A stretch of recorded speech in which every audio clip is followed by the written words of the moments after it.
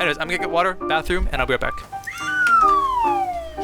Could have sworn I just saw Snake, but oh wow. Sonic, don't say a single thing during this section, because if you say stuff, that means you have to edit it. So as long as I don't say anything, that means less editing for me. Haha. I think that's a pretty smart thing to do. You're very smart, Sonic. But thank you very much. I caught you, motherfucker!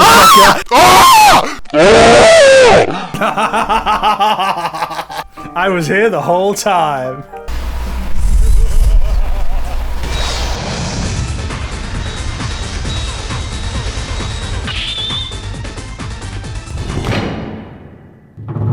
You can put Gooner in the thumbnail if it's like confusing YouTube and humans know what it is. You can do like my Sindel thumbnail, you know, like that's kind of Gooner baity, but it's also like she's not showing too much cleavage. I mean, I thought about being lazy and just straight up using someone's artwork of like a 3D, like, you know, Mortal Kombat character just lounging out on the beach or something or out at the pool, but it doesn't exist.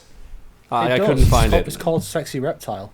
Well, yeah, there's that one. That's true. There is that. That's true. That's true. My fuck Kill Mary video with all the Mortal Kombat characters, I did use that at the thumbnail. It did pretty good. Oh, now there's one. Fuck, marry, kill every reptile design. Snake.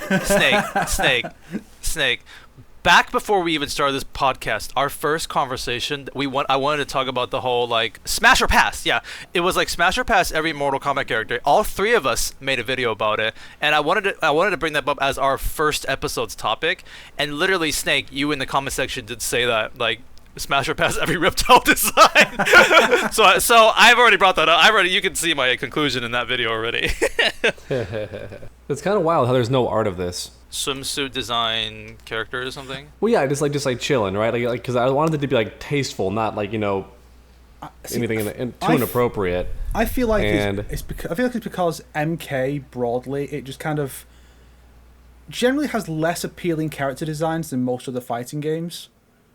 I disagree with that. Another. Like, I'm not saying they're bad. I'm just saying I feel like it doesn't appeal to people in the same way that like a Chun-Li or like a KOF character might, you know, like cause people will draw those characters and whatnot. People will enjoy depicting them. I feel like a lot more than MK.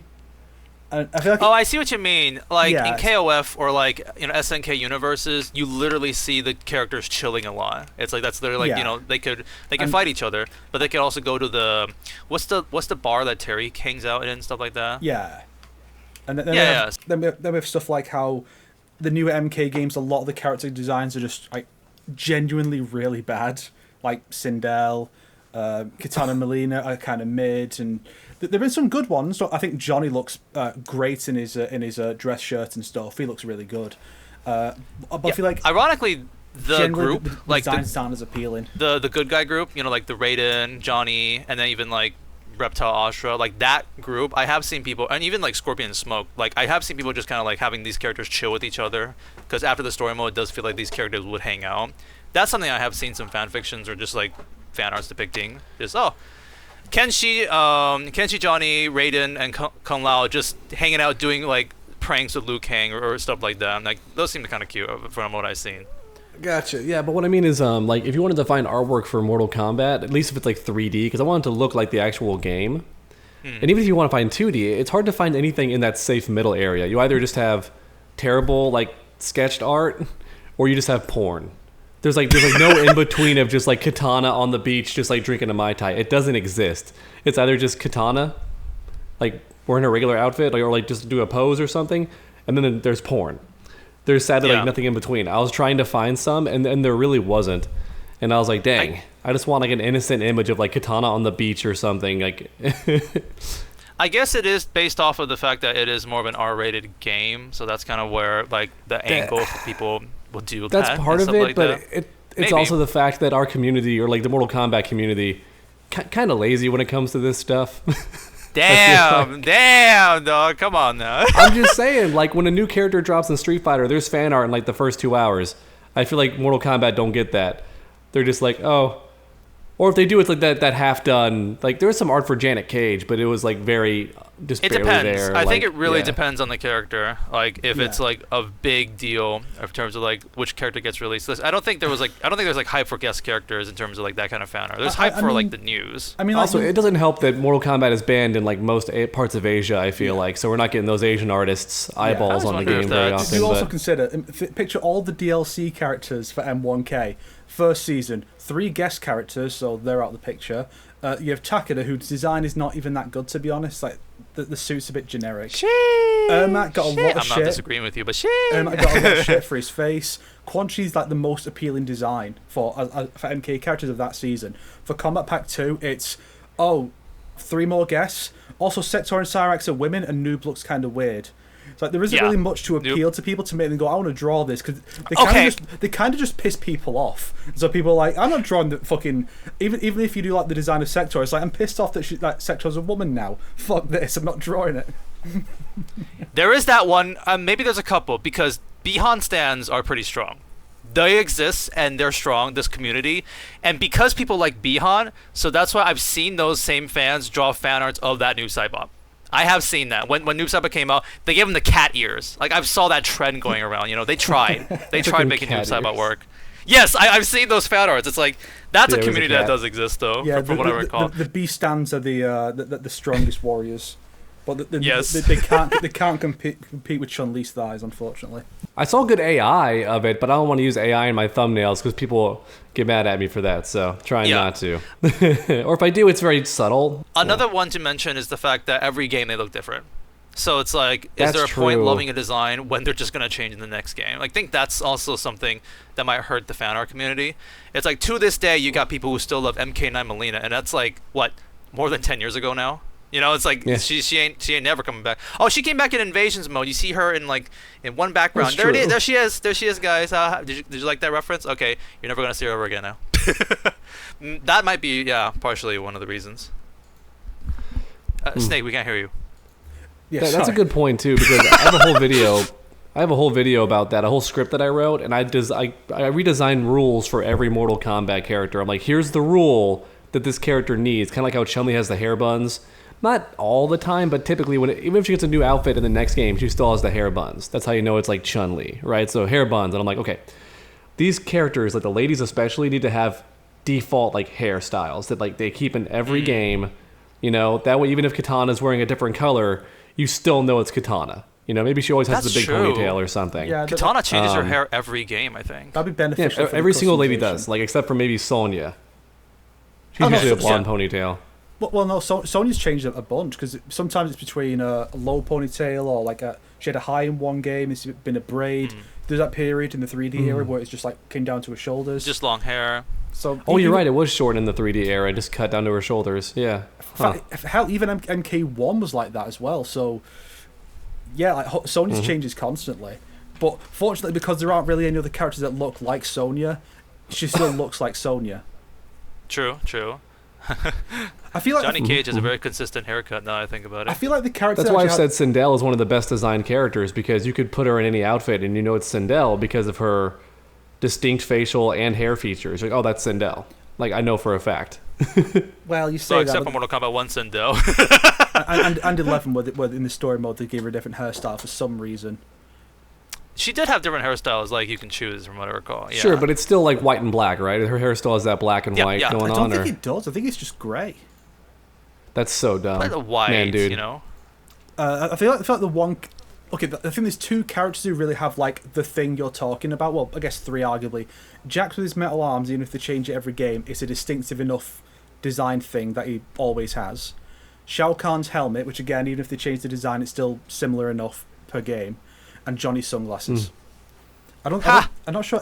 I guess like Raiden and Kung Lao's hat. So there are a few. I was gonna say Raiden's hat too. Yeah, there are a few who have that, but that's the guys. I don't think any of the women have that, other than like a weapon. But I don't think a weapon really counts. color, you know, Yeah. Katana blue, Melina purple. That was the whole point of that's the always video. gonna be I was there. like, we can't tie to the weapons either because that's also, I was like, lame. There has to be like a way to know right away. And I was even doing like the type of clothing they wear could help too, to an extent. Like I was thinking, okay, Rain is the water element guy. I liked how in MK11 he had that one alt where he's like just got like half of the ninja outfit on the top. He's like mostly shirtless. I'm like, that's kind of cool for him. And then in MKX, he was mostly shirtless.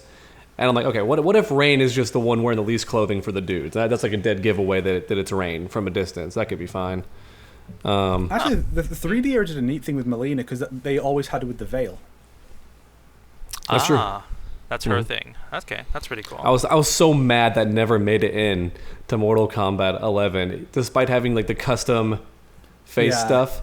I was like, how are we not going to get a veil for a single one? I was shook. I was shooketh.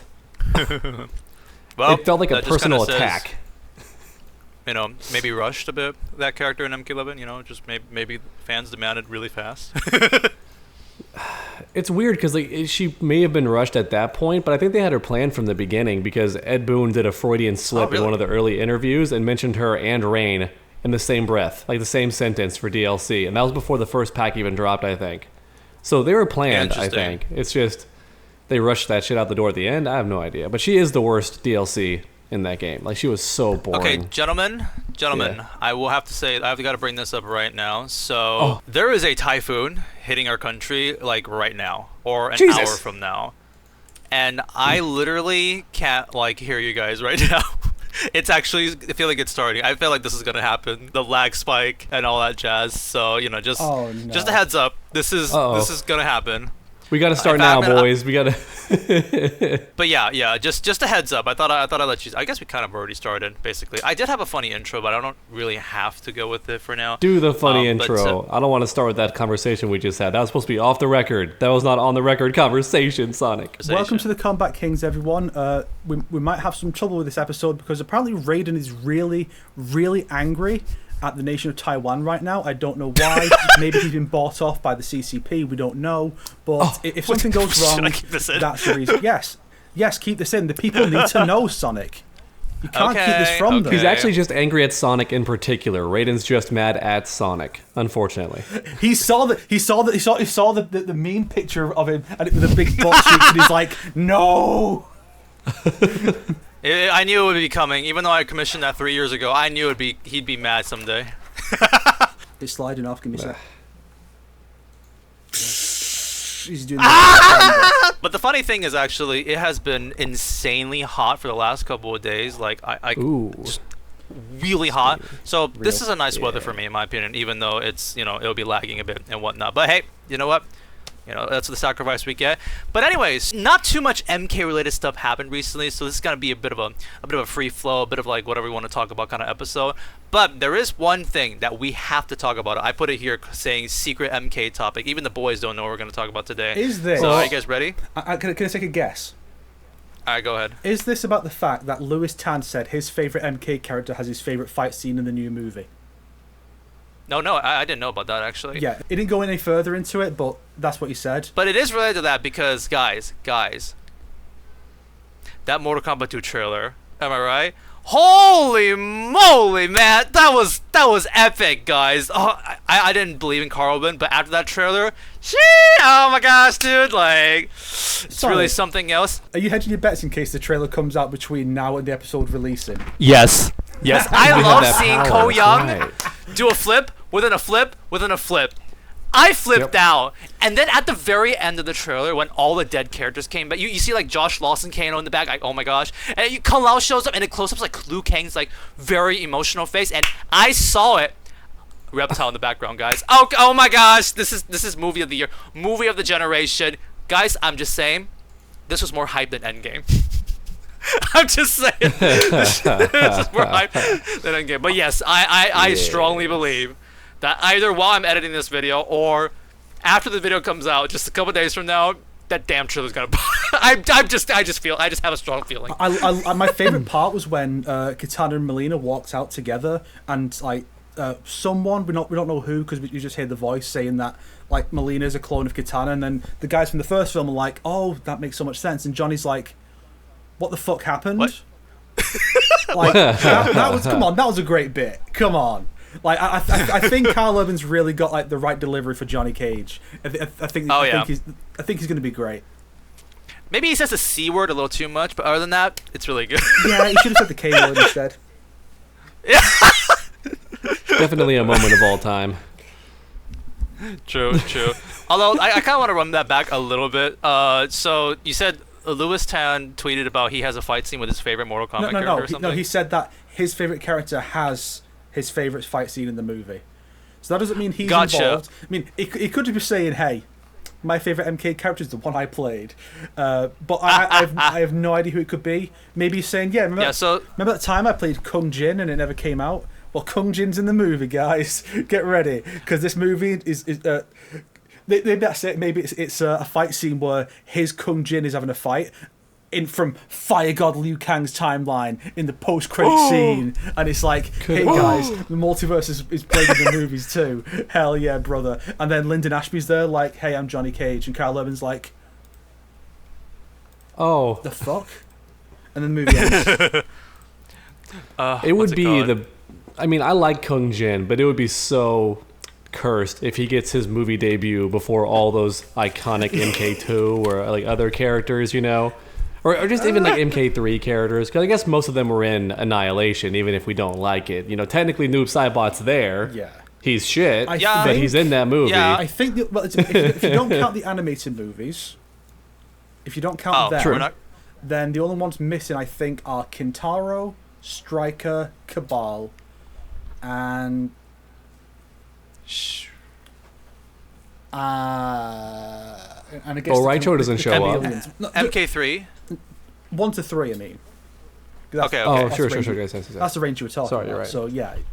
I think it's you're just... Right. No, you're correct. If you do count the animated movies, then it's just the Chameleons and Cabal. Sorry, Cabal had one. He was in the last live action, wasn't he? Yeah. Yeah, he was in the live action. Yeah, so they've all shown up. Soul sucked. Yeah. Soul sucked. By the way, I want to say to our audience real quick, if I come off as rough sounding or I look kind of out of it or I yawn a lot, we did not get back from partying last night until like 2 a.m. and then I had to get up like 5 hours later. So I am tired. I'm doing my best, but if I come off a bit, you know, off, that is correct. That's why. Because I did not get any sleep. I'm gonna put this out there. We don't need to make this a really long episode because I'm actually really busy in the next couple of days because like I have 2 small vacations this month and a large vacation during August, and that means I just can't edit during that time. So I'm trying my best to like just get that Shang Tsung video out, get that Liu Kang video out before the end of the month. So I don't really want to edit a long podcast, so we don't have to have a really long episode. So let's pick a topic then. Let's see what we can talk about. I mean, I think the main thing we should talk about is the hour content part because I think the 3 of us have all made some pretty interesting stuff recently, and you know, we could talk about some of those stuff. I like the part where Dog mentioned me. That was great. He mentioned you twice. He's got like 2 shout-outs back to back. Hey, Dog, how does it feel to have half your video made by me and Snake? How does it feel to have both of us just listing all the skins that we think are a bit more controversial and lame in your video?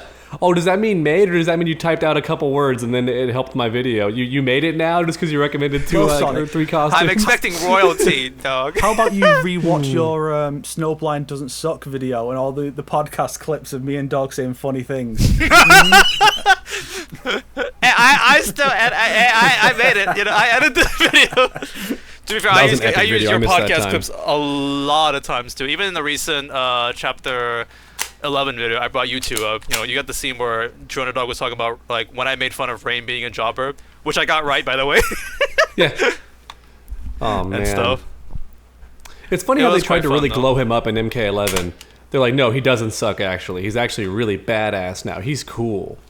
Look at all these cool powers he has. And then it just ends because that timeline was reset. And now he's back to being like the jobber. He's still very powerful, I think it's implied, but he's more like he did wipe out an entire city. So yeah, he's just got to power that shit up, you know? He's got to charge that attack.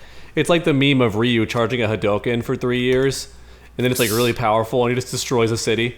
It's like one of those memes. Like Rain can do a giant, like, you know, biblical level flood, but that's not going to beat him in a 1v1 when Scorpion's teleporting and giving him back shots. So yeah, exactly. It's not going to work in that case. People loved that joke in that video. Back shots until you die with Sector.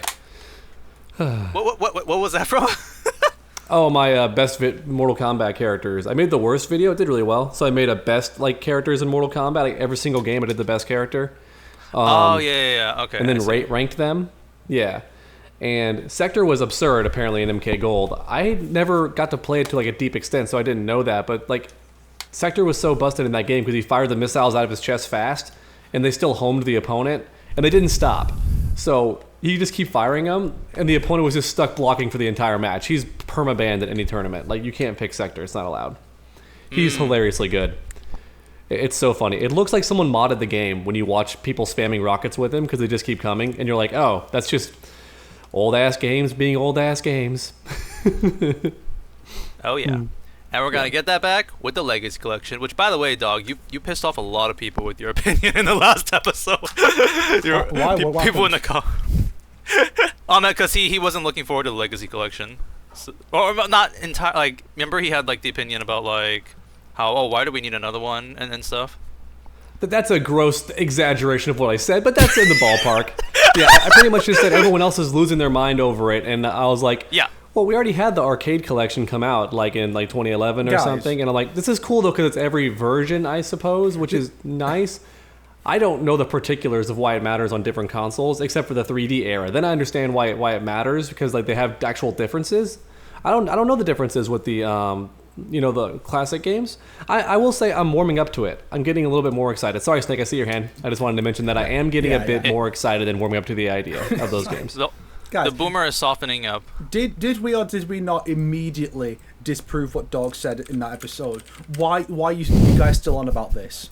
We defeated his bad opinion. You don't need to get involved in the war. The battle's over. Stay out of it, right? Sure. Well, to be fair, also when Sonic says everyone in the comments, whenever he says that, I double check. He means like 5 people. Everyone. I said he means a like lot 5 or 10 people. people. Did I say everyone? Like, he does that a That? lot. Like, I'll get 5 replies on a tweet, and he goes, dude, you got destroyed. You got so ratioed. Like 5 comments, and I'm like, calm down, Sonic. I'm not like that. What the hell is this? Now you're gaslighting me. Unbelievable. I will say this, however, because I'm mentioning the comments, so I'm going to just bring this conversation up. So, guys, Kenny Omega, what a man, am I right? An awesome pro wrestler, but not only that, like an FGC like competitor. Oh, he's so cool. I love Kenny Omega. I love when he was like Sans from Undertale, the Sephiroth theme. There's so many cool moments, and especially like, okay, he was in the Street Fighter 6 trailer.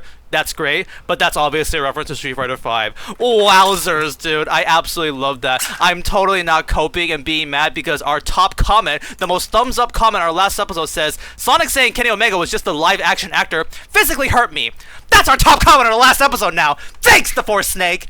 But anyways, so now we should continue the conversation. Coping and seething. Who wants to go first on the on the our current content? We were talking about with Dog just then, right? Yeah. Did you just shot us? No. I saw that flash. Oh, it was a laser beam, I guess. Oh. Got me. Oh, I've been factory reset. Oh, no. Oh. I'm back to default dog. Default dog. Oh, yep. Oh my gosh. It's back to the good old days, Dog. He's gonna make guides now. Hey, listen, I liked making guides. It's just a shame I ran out of every single character in every game. Dog, when the Legacy Collection comes out, you can make a guide on every single character and it'd be relevant. That's true. I'm looking forward to that, low-key. I've been seeing people post videos about it, and I'm like, dang, there's some, like, I haven't gotten to watch them yet, but I'm very curious because I've always heard, like, oh, Jax was really broken in Mortal Kombat 2. And I'm like, oh, I wonder how. I wonder what he had that made him really busted. He's still not the best, apparently. Who was it in Mortal Kombat 2? I've already forgot. Melina, I think, was the best. Reptile was the Melina, worst, I think. I know that.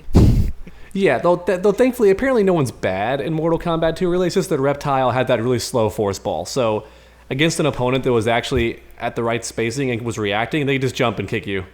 When I saw you do the little... his little bubble... What, did he have the Infinite on Mortal Kombat 2 or 3? I forgot which one. Probably 3. Okay, yeah. If I had to guess. But yeah, it's Melina who was crazy good in MK2, and then Jax is apparently super good too. He had some broken stuff, and I'm curious, like, what made him broken? What was he doing? What shenanigans was Jax getting up to? I recently learned about the infinite combos that Sub-Zero had in MK3.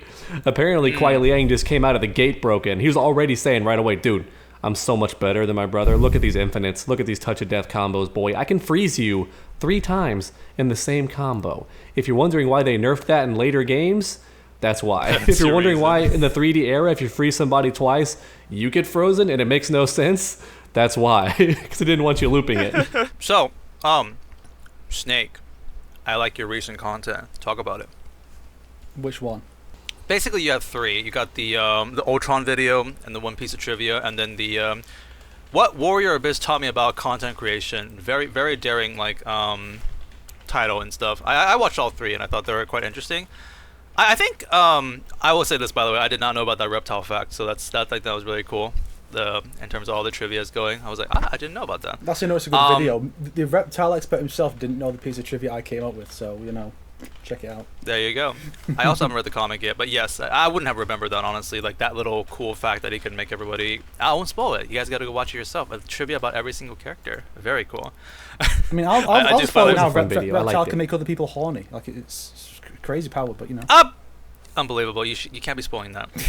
I would say the Cetrion one was really funny. You're just like, Cetrion, I guess. It's like you're like trying your best to go with something with her. So got mad about that one, saying actually this is Fujin because his brother in previous. I'm talking about the current timeline, you fool. Yeah, because no one else has their role changed. Melina, clone, still a clone even now. Not actually a sister, she's a clone. That's how it is. Shut up. Things are different in this timeline. Liu Kang can make people be related to each other. He could just do that. Shut your mouth. Yeah. He can apparently also change when you're born because Shao Kahn's really young if you think about it in this new timeline. Oh, now, yeah, for sure. Like, a lot of characters might have some General age Shao. differences, depending on you think about it. What was it? There was someone who was, like, a lot younger than they used to be. I guess Raiden. Well, Raiden right? obviously Raiden is the most now. younger because he's a person now. Raiden is born now. All the Mortal characters are younger because, MK11 Johnny says to Sector, go back to the 90s. Whereas now he's here with a smartphone. Yeah. Like, clearly Johnny Cage is like 20, 30 years younger than he originally was. And all the other Mortals are like that. So, smart ass, idiot, dumb bitch. Oh. It's like we're having a regular conversation now. You started to call us dumb bitch. You're so mean, Snickle. I actually did feel like your sponsorship video about the Warriors Abyss was quite interesting because you kind of it's a sponsorship video, but also it's an interesting topic about like sponsorships in general and content creation. Yeah, it's essentially because I got a review code for this Warriors roguelike dungeon crawler game. But so obviously I had to make a video about it, but I'm not that familiar with the genre, and I didn't like the game, and there's not really much in the way of story or anything. Like it's very bare bones, so I didn't really know what to say. So I had to make the video about the fact that I can't make the video and why. Yeah. You have to be more careful when you get a review code. It is. I think it is quite interesting. I would say I had like some similar like experience because roguelike isn't necessarily. It's kind of funny. I wouldn't say I love roguelikes. I wouldn't say like I want to constantly be playing them, but I happen to play like a lot of them because a lot of the best games are roguelikes. And the genre is very big, so you might even like some certain types of roguelike games that exist out there. So when you showed the footage, I'm like, oh, I get this kind of gameplay. I played Hades. This is really similar in that like that aspect of like replaying and like getting stronger and yada yada, that kind of stuff. Ironically though, Snake, your experience with this was my experience with day one Mortal Kombat 1. I was like, okay, I'm gonna let me try reviewing this game. I played it for like an hour and I'm like, I got no time. Like there's no way I can get I can't. I'm not vibing with this yet. There's no way I can review this game. So instead I just give a really brief summary of my playthrough, but then I left the video just talking about the story mode, which is what most of my audiences care about. I mean, now I can. Now I definitely could review Mortal Kombat 1, someone who's actually played hundreds of hours with the ranked system as Reptile and whatnot. Now I'm picturing, like, as an April Fool's joke, Sonic being like, hey, this character from this game sucks. But he's not talking about the story at all, he's talking purely gameplay. This character's combos are trash. His hitboxes are trash. Wait, what's going on? April Fool's, wait, I get it now. That does sound kind of funny. It's like a Mortal Kombat 2 Reptile sucks. He'll be like, what? His force ball is too slow. and then the Ultron one, that was cause that's one I've had on the back burner for a while. But then when the sponsorship for a Marvel mobile game came up, I was like, this is the perfect opportunity. Between that and one about how like younger superheroes don't work in the cinematic universes because time moves onwards. Like you see, Shazam is like the prime example because like there's like 4 years between movies, and by that time the kid playing this character who goes from child to adult as part of his powers is like almost 18. The teenagers. Yeah, so it's like his voice changes. Whereas if it was because you can't just focus on that all the time, like that one character. You have to give them time off so all the characters can get their stuff to not like bore people with the setting overall. And so that was the other topic idea I had, but I think this fun. one I kind of formulated the ideas a bit more, and it's a bit more directly relevant because Ultron. Plus, Ultron is meant to be coming back soon in Vision Quest or whatever. So hopefully I can get a bit more traction when that happens. Oh, okay. I mean, he's also in Marvel Rivals, so that was actually that was the other thing. Yes, that was too. the other reason because it just dropped in Rivals. There you go. Speaking of Rivals, yo, did you see the new season stuff? Holy shit! Yeah. Oh yeah, I'm like, okay, look, I'm a Cloak and Dagger main. That's why I bought the Battle Pass last time. But I mean, I don't need to buy it. I'm probably not gonna buy it last. Oh fuck me! Like 5 of these skins are so good. Damn it. I love Cloak and Dagger. I'm such a degenerate with that character because she's so brain dead. Both versions of her track the opponent. It's so cheap, and the teammates. Well, what do you mean both versions of her? So like, well, when you're Dagger, it flies in and tracks people like your teammates or the enemies. Like Coleman trying to fly away, you just throw in his general direction.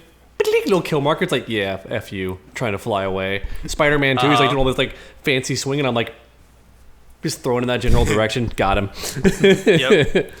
It's so much fun. I love that character. I actually almost got that character to Lord. I just realized that I'm like, I should probably grind a little bit in these last couple of days and just get Lord, and just get that little that's cool. icon. Yeah. I've been playing more Emma recently, which is good because she's getting that Nice. Emma's 5 fun. skin. Yeah. Holy shit! Oh yeah. Oh, I gotta mention this by the way. So on Snake's Twitter page, I was looking on Twitter, and then he said when like the new season was dropping, he literally had a picture of like, I want these skins for these X-Men characters, and it had like the Emma Frost skin. Yeah. And like 2 minutes later, then you're like, yo, because you got that exact skin that you wanted. Yeah. Because for those who don't know, there's a story, Avengers vs. X-Men, where the Phoenix splits into 5, and it goes into Emma Frost, Cyclops, Colossus, Magic, and I think it was Namor. Wolverine, Namor. Yeah, Because Namor because he used the power to flood Wakanda. he got a skin. Yeah, so it's him, Magic, and Emma. They got theirs, but Colossus and Cyclops aren't in the game yet. So a few other characters have got Phoenix skins because the whole theme of the season is Phoenix versus symbiotes. And there's a really good tweet from I think Donny Cates, think it is, who like did the whole King in Black arc, saying, "Damn, I wish we'd thought of this because it's like Oh, that's cool. like basically Null is making Hela his champion, so it's symbiotes versus Jean Grey with the Phoenix Force. Also, Blade's here finally after he took a nap in one of the maps last season For like 60 days. Wow. Also, you guys saw the trailer, right? That badass like trailer of like Yeah. Hela versus Phoenix versus Blade. When the Blade showed up with the Blade theme, because that's literally the Blade theme. It's like I didn't catch that. It is. Damn. It's the movie theme, by the way. Yes. That's sick. I didn't know Same- that. I did not catch that. So, Damn. so in case you don't keep up with the story, basically Blade was involved in the plot of season. It was season 1, yeah. Dracula, yeah. Before that was season 0, right? So he's involved with the Dracula plot, but then he was like incapacitated, and then he showed up sleeping on a bed in one of the maps in season 2. It's like, okay, but Yes. I think it was Wakanda. But then a couple weeks ago, he was gone, and so there's a great meme of the famous Wesley Snipes eyes CGIing open. Blade has awoken, and so like now he's here. He's one of the major characters. I'm actually very shocked how long it took for Blade to be in the game, considering they teased him since season 1. It's not like they teased the Phoenix. They did tease the Phoenix by the end of season 2.5, or like. But it's like Blade was like teased since season 1. It's like, oh look, it's Dracula's got him under control, guys. We gotta save him. We save him, and he sleeps for an entire season, and then he's being added into the game on the later half of season 3. So it's like, it's really interesting how long Listen, it's taking. Sonic, okay, we can't have Blade defeat Dracula. Squirrel Girl's got to do that with the weird unicorn rodent thing, all right? It has to be this way. To be fair, that Squirrel was Girl. kind of an interesting way to have her do that gimmick. For anyone watching not aware, Squirrel Girl's gimmick in the past like 10 years is, I defeat everybody no matter how powerful they are. It's like one of her memes. So her beating Dracula is on brand for her recent comic book run. In fairness, she is partnered with Ratatoska from Norse mythology, so it's not just her going up and going, get them squirrels, and then they all beat Dracula up and he's like a quivering mess, like when Batman does brutality. No, it's Dracula just falls down and does the Mark pose from Invincible Season 1. The Mark pose, She's like, I will say something very funny. Squirrels around her. Because in the battle pass when they were showing it, there is this part of me that's like, damn, we just got the beach outfits for Squirrel Girl, Rocket Raccoon, and Jeff. And lo and behold, they are front and center in the battle pass right there. All three of them in their symbiote outfits. I don't mind. It's like some people might be happy that Squirrel Girl had the crazy tail. I was actually a bit shocked. I'm like, I already like the symbiote outfit. That tail's kind of distracting, but oh well. Unironically, I thought Rocket was gonna get it. I think Rocket still does have a mouth on the tail from some of the pictures, but I'm like, the tail is like very like permanent on Squirrel Girl. It's a legendary skin. That's why she's got more animations with that like mouth basically. I see. Okay. And also, I thought it was very funny that like when they showed the 4 skins that were like gonna be like shown, it's like people were like the Spider-Man fans showed up and were like, you motherfuckers, you bitches. A symbiote season and no Spider-Man? Excuse me. Then the next day they reveal the battle pass and there he is. And he has the, I was like, he has the what do you Spider-Man think? 3 dance too. He's got the Spider-Man 3 dance. And someone lined it up and it matches up perfectly. It's hilarious. Like it's frame by frame, the exact same timing and everything. It's very funny. Heck yeah. Actually, someone did a video like matching it up with Venom's twerk, and I think there is some bounce to Spidey's butt as well. Oh hell yeah! Could be wrong, but I think I saw some. I found it. Here we go. If you want the someone made this video here. If you want to see it here, right here. Like this, someone says this is gonna be the meta in season 3. My girlfriend is so sad about the constant insulting of Venom. She's like, it was funny at first, but they keep adding dumber and dumber stuff to him. He's pink now, and she's like, no. Insulting? Come on now. This is prime loving. This is gonna be the meta of season 3. There's already a bunch of degenerates. Like sometimes when I play Emma Frost, like a Wolverine or a Mr. Fantastic will come behind me, like doing weird stuff behind Emma's ass. I'm like, come on, guys, this is just Iron Man. Like every Spider-Man play is gonna be like, oh yeah, that's right. Emma, and it's like, for fuck's sake, just be normal. I played a game last night, and this Captain America player was straight up aura farming. We were kicking their ass so bad that we're like, pushing the point. What's that? The convoy mode. We're like about to win, and our Captain America teammate just started walking slowly. Oh hell and he refused to do anything for the remaining like 2 minutes of the match. Just kept aura farming, and I'm like, bro, he's not even playing. That reminds me of a match I had recently where the enemy Venom would just show up and just start twerking. He wouldn't actually fight or anything. He'd only do anything if we killed. But at one point he was too close to the point, so we had to kill him to get him off the point. But other than that, he was pretty chill. And I was there thinking, oh, please let us win this, because if we lose while the Venom's just twerking the whole time, that'd be fucking humiliating. Yeah, that would be very funny. I will say, like, for my recent Marvel Rivals, it's like I kind of had like an on and off with like the game, because just I'll play some. I feel like I didn't play too much when Ultron came out. Ironically, like I do want to try to get good with him. However, one of my friends who's a Spidey main was like, he's in Diamond, and I got the Plat around that time, and he's like, yo, can you help me out to get the Grandmaster? I'm like, sure, fine. So like, he got the Grandmaster, and I got the Diamond recently, so that was pretty fun. Yay! Hell yeah! I will say the only reason I played rank is just for those rank skins, which you get by gold, and it's like stupidly easy to get the gold, in my opinion, to get those like skins. So it's like, oh sure, why not? Just get a little free skin, and then I just accidentally got the diamond. I wish that, unfortunately, the PC and the consoles don't transfer over, right? They're different accounts. No, they don't. And you play on PC or console, Sonic? PC. Yeah, see, so I couldn't play with you with ranked because you can't. You can't cross. Well, regardless, you would have to have like it has two. It has cross-play, does not cross-progression. Although you can't do cross-play on ranked though. I don't think you have to be on the same console. Oh really? Yeah. This I don't know. Mm-hmm. I guess I can look. Yeah, it you up. can't be on PC and me on console while we do ranked. It doesn't let you. That's when you're actually locked into that console. Mm-hmm. Speaking of degenerate shit in Marvel Rivals, I will bring this up because I don't know if you guys saw the devlog of season 3, because I think it went pretty in depth of like what to expect this season, whether it be for like balance changes or cosmetics.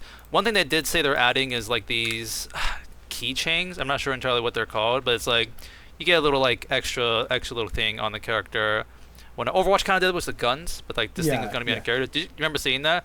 So when they were showing this off for the characters, it's like, oh, you can get like the very cute, like a Deadpool keychain on top of Jeff, which by the way, Deadpool is so coming soon, I guess, if they're able to just show it like that. But the one thing that many people have noticed is like, very interesting way of showing a keychain for Psylocke there, eh? Nettie's very, very interesting way you're showing that.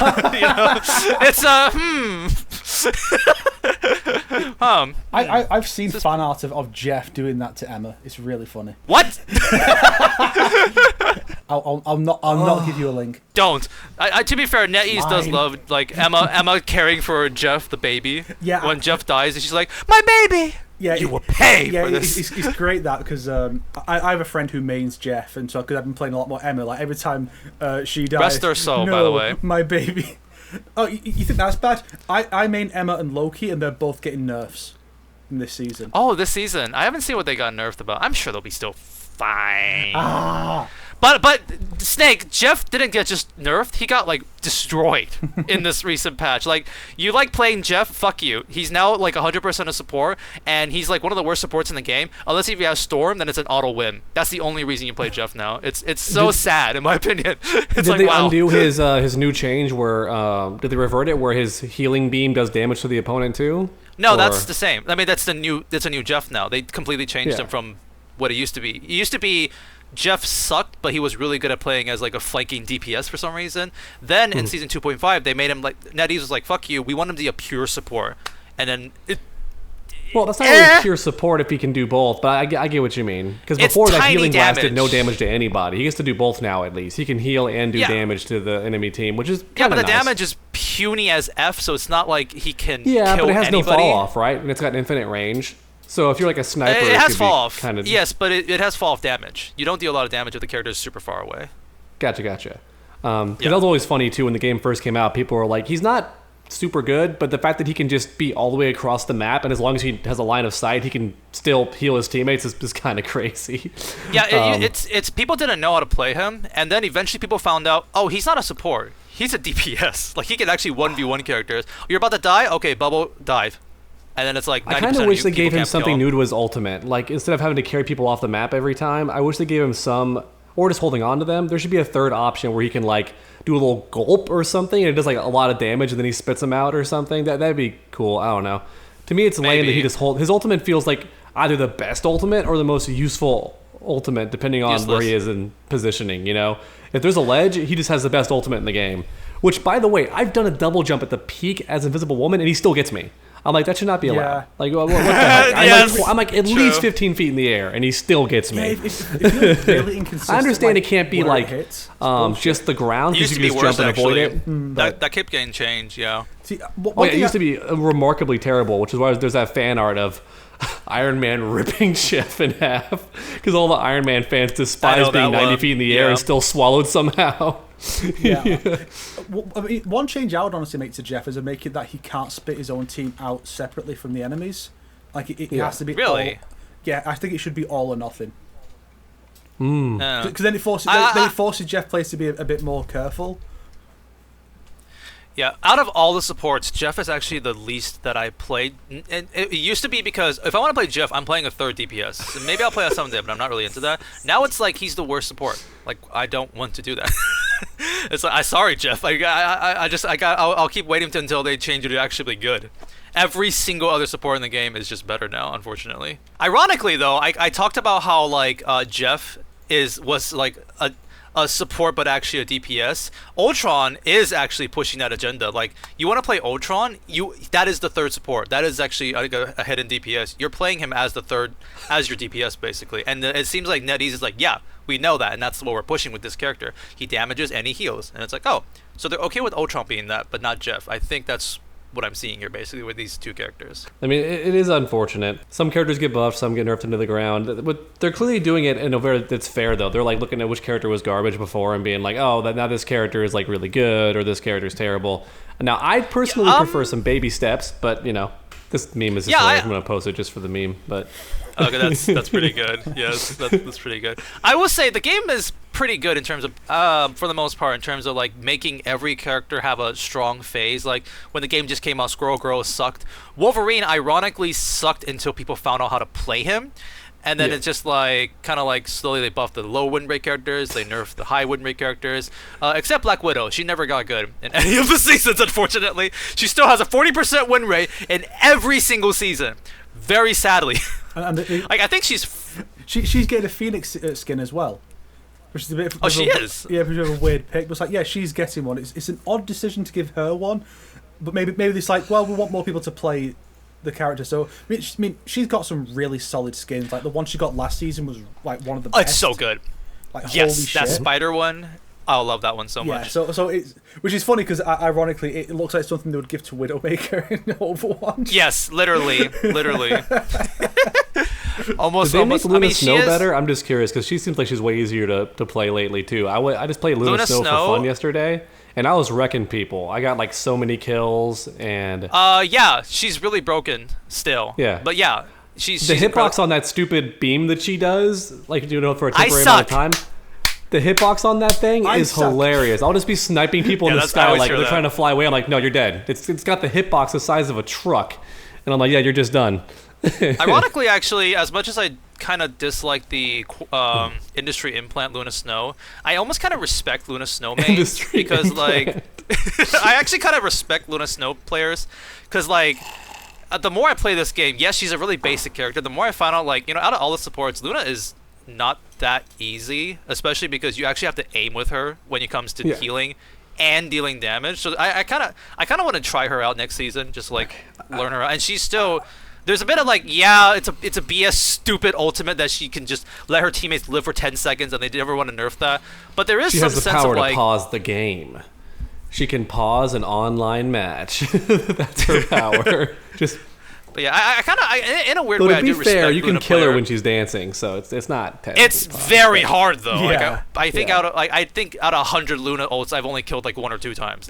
No one's gonna coordinate to kill that, Also, I think it's one of those. Well, you have to ultimate back. Is the thing. You have to ultimate her back. I found that one of Emma's strengths is being able to like stop people from using their ults if you do the diamond form charge. Because I had a really good bit where a Scarlet Witch was on the point using her ult. I charged her, grabbed her. And chokeslammed her, then booted her into a wall, and she died. And it felt very good. Oh, it's so fun. Yeah, she's like the most fun. Like, there's several characters that can go shut up to Wanda. Yeah. And it was always fun with Penny Parker because that little web stops a lot of people's ultimates. Oh, yeah. And it recharges in like 3 seconds. It's such a incessant like ability. It's so pretty funny. She's very bullshit in this meta because of the Rocket team up, by the way. I don't know if you've noticed. Like, if you play rank, Penny is bad every game. I'm like, oh wow, there she's bad again. There she's bad again, basically every single game.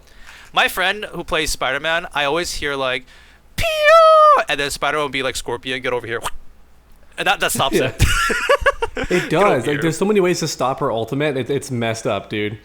Yeah. I think it's a bit unfair. Some characters, like, their ultimate just can't be stopped, but then others, like, you can just stop it. And it's like, Punisher. That is the point I was making was Luna. I think she just gets right back into it after you chokeslammed her. It doesn't actually cancel the ult if it just carries on with it. Wait, you can grab her when she's ulting? You probably can't even grab her at all. Because you can't swallow her as Jeff, and you can't web her as Penny or anything. Some characters can't be stopped. When you're Luna ulting, you won't get eaten by Jeff, so I would assume she can't get choked. But she can? I'm sure. Yeah, I'm sure I've done it before, but then she just gets right back to it. Weird. That's kind of funny. Even eat the Punisher on his turret is stupid, too. That should be, like, free real estate, in my opinion, but... It's very funny to me. You look at the characters in Marvel Rivals. You go, okay, so this character is basically this character from Overwatch. Everyone would look at Punisher and go, okay, that's Soldier 76. 76. No, he's not Soldier 76. He's Bastion. Like, what do you mean he's Bastion? And Reaper. He's Reaper too with the shotgun. I mean, like he's got that close damage too. A Like, little, he just you rarely destroys see it, tanks. but it is a lot of damage. Yeah, I always find Yeah. it very funny that when Punisher does judge, jury, and executioner, then Jeff tries to eat him and he just doesn't get eaten because he's in the ultimate form. Like, that's enough for you not to get eaten. Like, okay, Emma can avoid it by going diamond form. avoid the Jeff. Oh, okay, Yeah. makes sense. Yeah, because she's immune to CC. I can see that. Yeah, makes sense. She makes a fun sound when you hit her too. Ping, ping, ping, ping, ping. She has like a little metal sound when you try to hit her One in of the fun diamond things is, form. I think she actually becomes immune to another Emma's ult as well. Like the mind control. That makes sense. Like the mind controls doesn't work on her, which is funny because I think when she's in diamond form in the comics, Canonically. she's actually weaker because her mental defenses are taken down. Oh, I thought it would be like I've read comics where when she's in Diamond Form it like prevents. I We'll have to talk about this later, It is- guys. We spent too much it's time on the Marvel inconsistent. Rivals It's topic. We gotta get back to inconsistent Mortal to be Kombat. Who cares? Yeah. We're having We're just back to some our channels, I fun, mean, and stuff that guys. we're working on. But the funniest Yeah. thing is, the three of us, we got to play someday. I think we would have a We lot of do, fun we do. just chilling. We should probably also move this segment later in the video just because people are like, what? Who cares? We're gonna talk about. You guys want to hear some funny things about my video recently? No. Sure. Because I got some funny things to Yeah, mention. go. So, the Melina video just dropped, and this is where I say in the video, Mortal Kombat 1 officially dies. And I make a joke saying, like, I said, this is where the franchise dies, and then Chronica shows up with a little time travel, being like, Yeah. okay, this is where the franchise dies a second time. I kind of listed some topics here to like chat about. Thanks, dog, for turning my face into a meme. Oh, that was great. That was great. Just I didn't even expect that, but I think it's quite funny. Like, hey, Snake that jumped little on it. tweet. I joked saying we have to meme this, and without even coordinating, Snake just posts a meme right away, and I'm like, all right, it's my turn. And mine did okay too, memeing you. So you are just a meme now, Sonic. Enjoy. Yay! It's good Thank times. you so much. It's good times. There's a lot that happened in that video that I thought were pretty fun. The target practice part got a lot of people like chanting in the chat, being like, "It's back, guys! Oh my gosh!" But I think the thing that made a lot of people really love that moment is when I brought up Smoke. Yes. I was into it just because I was there when you realised, because you were after the last episode, after Dog had left, it was me and Sonic just doing our own thing. He was editing, and he noticed that, and he was like freaking out about it. And then I was like, okay, here it is. This is the part coming up.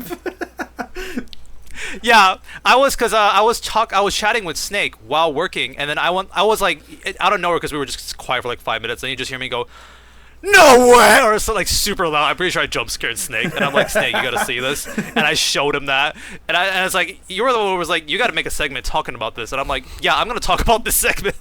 Basically, just like Smoke, no clipping into the fire. I'd be like, "No way they did that!" It's the thing is, it's not even just like, oh, here he's in the background of a shot, so you don't notice. No, it's in the shot where he runs up. You can see him clear as day. He's in the pot. He runs from inside the pot. How did the people coordinate the cutscene miss this? What the fuck? Yeah. To be fair though, like it's like there are so many things wrong in that one cutscene. It's after even the fights, you got the Cinda wearing the different masks. Yeah. You've got the thing that happens afterwards. It was like even this made my chat lose their minds. Was both of the Cindos were using like Kenshi's katana. Yeah. Both of them were That using is Sento. funny. People It's were like, fucking Sento. Oh no. Genuinely, Sonic, you made a compelling case for this tribute to an iconic moment from a previous game that is also one of the most hated, actually being worse than that original scene in so many ways. Holy shit. I was just like, this might be probably worse than the MK9 version. At least that version, it's like it feels like kills, and this one is just like trips, falls over. There's some details I didn't even mention that I kind of skipped over. Liu Kang will hit Sindel and then just be in the back like doing capybara, like capoeira, not capybara, my bad. Capoeira, like Eddie in the background like this, before going back in as Gears gets beat up and stuff. Hey guys, I'm Smoke in the green fire. Ha ha ha. Ah! Ha ha ha. You can see it, can't you? Don't worry, you can't see it. Just pretend you can't see it. I'm gonna run up. Oh no, a banana peel. Ah! Yes. TrueUnderDawg, why'd you send a 2018 meme to us? Oh, I don't know. I just find it funny. It is really 2018 because that's when the movie came out. Yeah, not you. Because I forgot about that whole "not you" meme, like in different formats. I was like, That's oh a yeah, fun- it's that's like a funny thank you one. for not you trying to. Yeah. It's a pretty funny one. But yeah, you guys were gonna see another one that happened in chapter 13 because like they just can't stop fucking up Kenji's katana. It is actually, I think there's another one in chapter 15 too. So I want to mention one thing that. real quick. Hold that thought, because Snake just mentioned the clipping right through the thing, like walking through the fire and all that. Mm-hmm. That happens in the Incredibles movie also. I don't know if any of you are a fan of the first Incredibles movie. Really? But there's a thing just like that, where a guy just walks clean through somebody. And that's more egregious, because you know they watched that stuff like 100 times, checking every scene, and they still missed it. You think that's bad? Do you know what the worst one is? Frozen. Do you know about that one? Yes! In Frozen? In Let It Go, the big famous moment from the big standout moment, Let It Go, when she's letting her hair down, it actually like clips through her arm, but her arm's like behind her, so you can't see it fully. But if you actually track where the hair is, it clips through her arm in a braid. It's pretty. It's like a. That's funny because she even draws really attention notice, to but it. Like very she's touching it, so it's funny. She's even like drawing your eye to it, so it means you're more likely to even spot it. Yeah. Oh, it's not man, super crazy. easy to notice, but it is the pretty average funny. The average person probably won't even notice it because it is a pretty quick moment. But it's just funny how it's like the big standout scene. It's a bit that it draws your eyes towards it. So it's like if you go back and watch it a bunch of times, you're going to notice eventually. It's so funny. So I guess the lesson is, gentle viewer, that if it happens in a video game or if it can happen in a movie, it's definitely going to happen in a video game cutscene at some point. I mean, the alternative is when you watch a Street Fighter V cutscene and you're like, Cammy, what the fuck is going on with your braids? It's stuck right between her arm or between her legs or something. It's just crazy. It's like going crazy. What do you mean? What wrong with my braids? What are you talking about? Just like clipping through everything. Yeah. It's not as egregious, but you will notice it a couple times when I talk about it in the chapter 15 video, because I'm looking at every single character playing through chapter 15, and obviously there are some cloth physics and like some hair physics that do fuck up during like the parts. I find it really cute. Kung Lao, literally during some of the cutscenes in chapter 15, his hat will disappear. So when you're playing Test Your Mind with Melina trying to stab his eyes, his hat will disappear because it won't make sense to be like, it's gonna like hit Melina and all that jazz. I'm like, that's cute that they do that to make sure that, you know, it doesn't clip into Melina or like the ground. But then you get other cutscenes where Kung Lao will fall over and the hat will still clip into the ground and stuff. So it's like, okay, but you did it? Okay.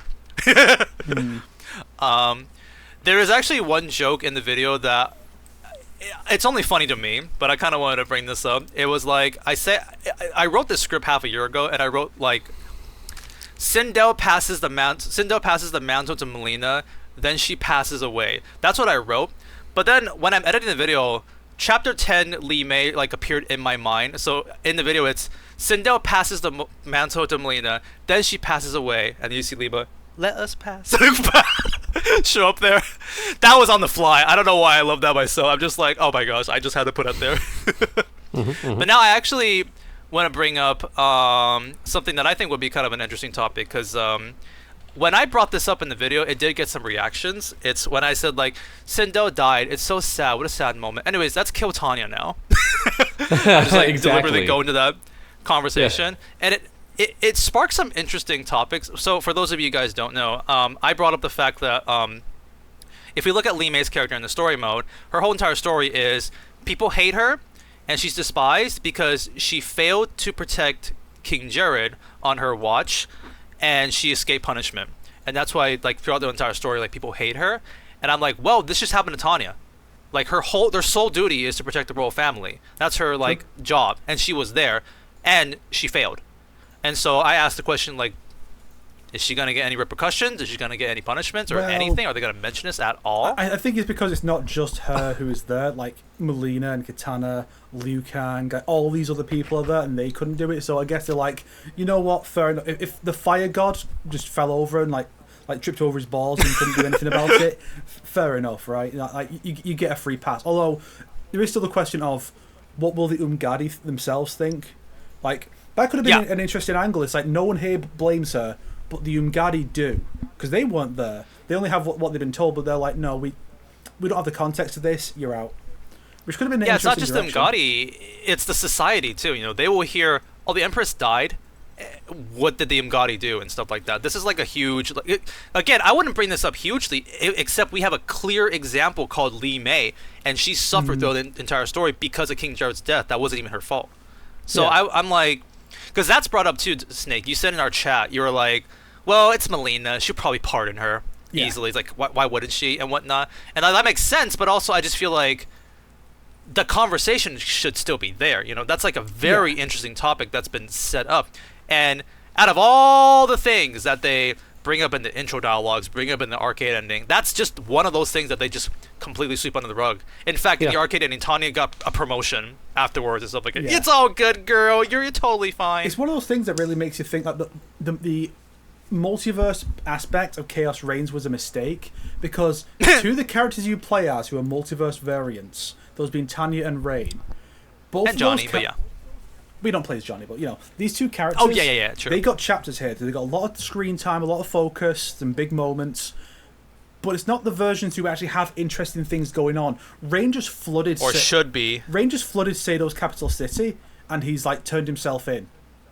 Yes. That's a great reason to bring him into this. You could have it like it's his penance, and then he dies saving somebody, right? He dies saving somebody's life, and so then that's his redemption. It also gives you a good excuse to not put in the next game, and he can just be resurrected later on, whatever. With Tanya, like, you have that aspect as well, all the stuff that you just discussed. So you can have that. You can have it that she's here just representing Melina, or here to watch Rain or something like all. Cause effectively, they could have made it. This is effectively a Suicide Squad, right? Where it's like I still, even if they even bring this up, I still think not having the base universe Tanya be in that group is such a wasted potential. It's like she had nothing to do in the first story. Why didn't you give her something to do here? I don't think she has a line in the. She does show up in the guards, but I don't think she has a single line in I think she says "This way, Empress," or something like that. Something, yeah. Okay, maybe she did have at least a line. But yeah, I just thought it was interesting because this is not just because usually I like bringing headcanons. I like bringing up, what if they did this? What if they did that? In the video, I literally said what if they did this with Katana to make her more interesting? What if they did the whole she pretends to be Melina plot? I felt like that would have been interesting for her. But those are what ifs. This is literally you set up this thing in the game with Lee May, and she was an Umgadi. You can't just throw that away. This is something that would be questioned. This would be something that actually happened, and then you decide not to do anything with it. So that's the.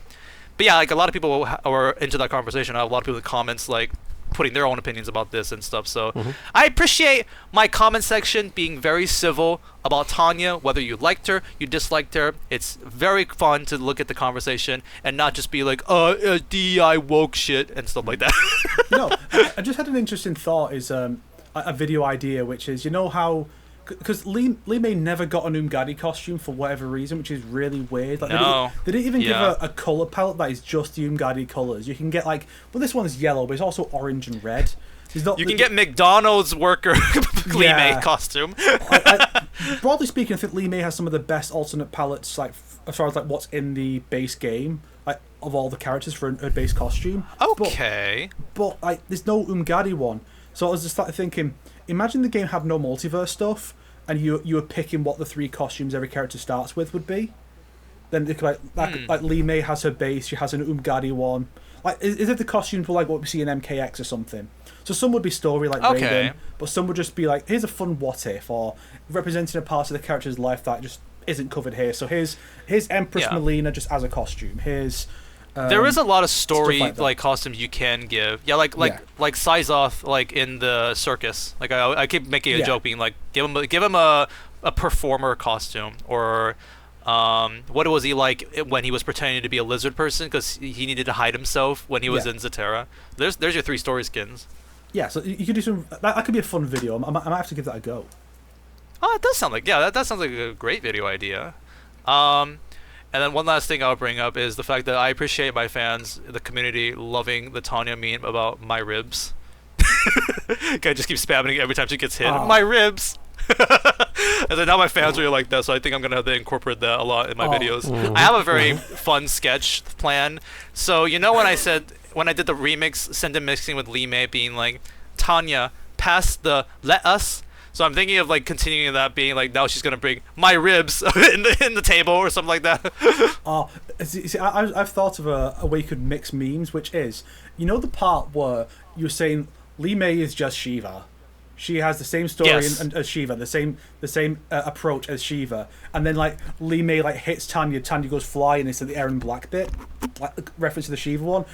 Tanya, her face over Aaron Black goes flying, lands my ribs.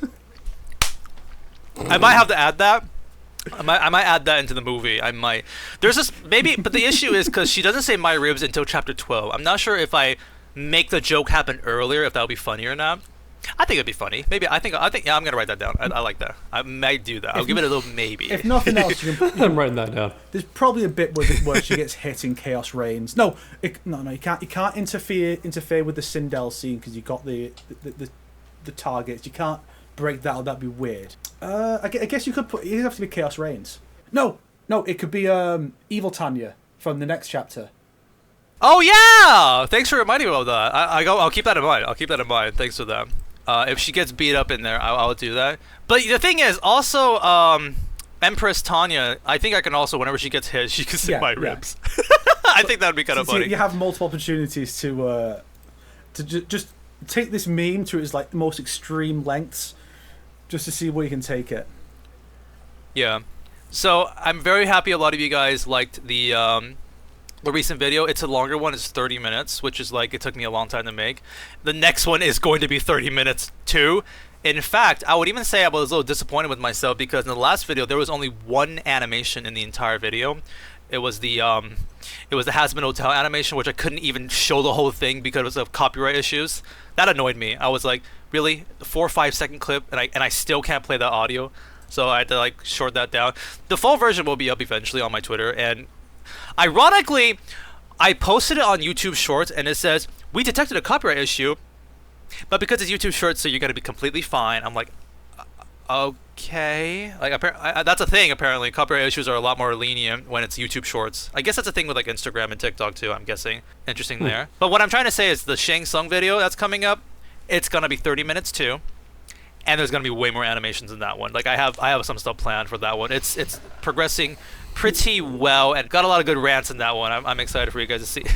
I think half the video is just before Shang Tsung's first fight happens. That's how much I can complain about the video, basically. I want to add something that I think is a really fun conversation because this is something that I discovered just recently while doing some research. My script, I wrote it a month ago. Sorry, not a month. 6 months ago, half a year ago. So all these things I've already been finished with. And so I was just kind of rehearsing that and getting ready to make the video. But then I did some research about some recent things and I was like, oh, this is wrong.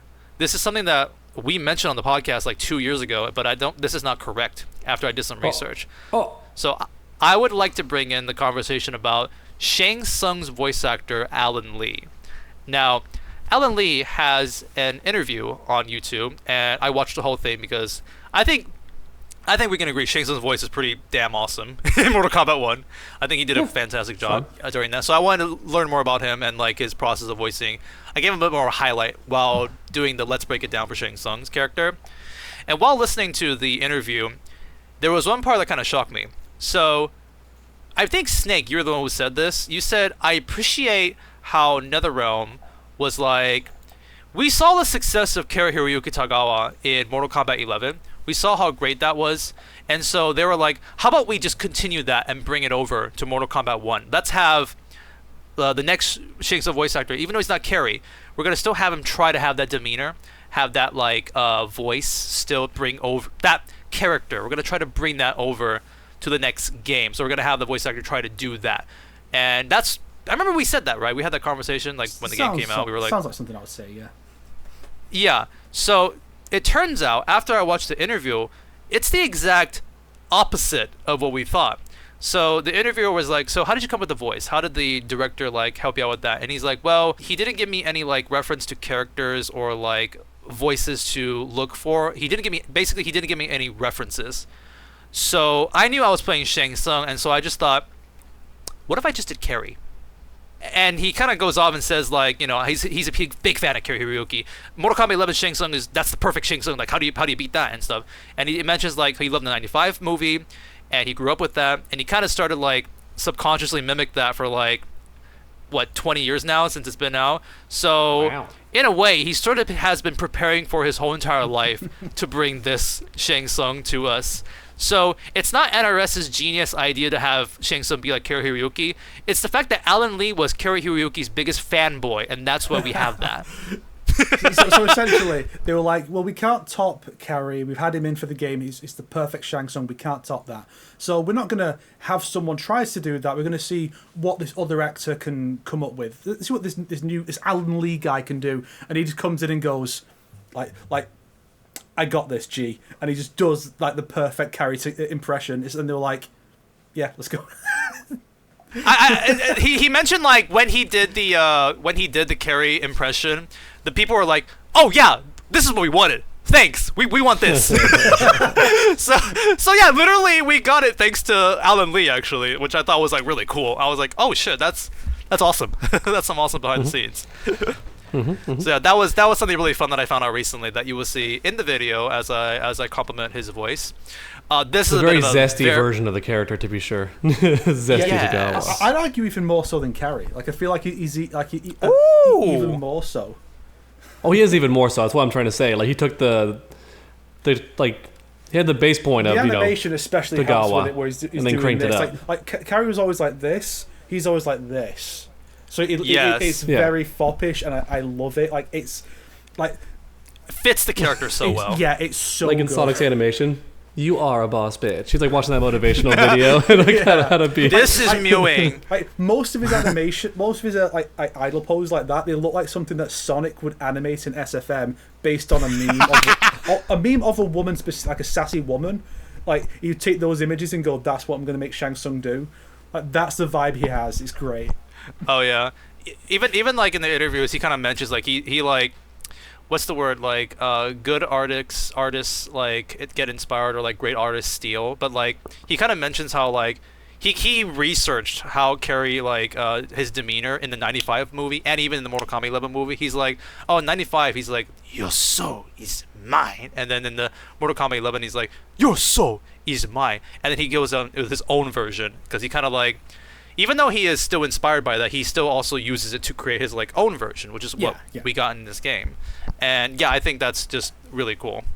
But I thought I'd bring that up because I just found out about that recently, and I had to fix my video up and all that kind of stuff. There is one small thing I could bring up that I think is kind of cute too. Have you guys seen K-pop Demon Hunters, the recent like animated Sony movie? I've only saw a clip of it on YouTube, and for Pete's sake, Netflix does want me to watch it, but I have not seen it. So I do plan to watch it soon. So hopefully by the next episode. Have you guys seen any trailers of it? Because it's not like. Do you know the premise? You know. I mean, I feel like it kind of speaks for itself. The name. The premise, yes, but there is something like. Do you know how the demons fight back? Is what I mean. There's a premise about how the demons are fighting back in the movie. I assume with K-pop. Yes, because if you've seen the trailer, this is like one of my favorite bits. Basically, they're like, the demons are like, oh, we're struggling. This K-pop band is like beating us up, and we need a way to fight back. How do we fight back? Demon boy band. That's the premise, and it's really funny based off of that.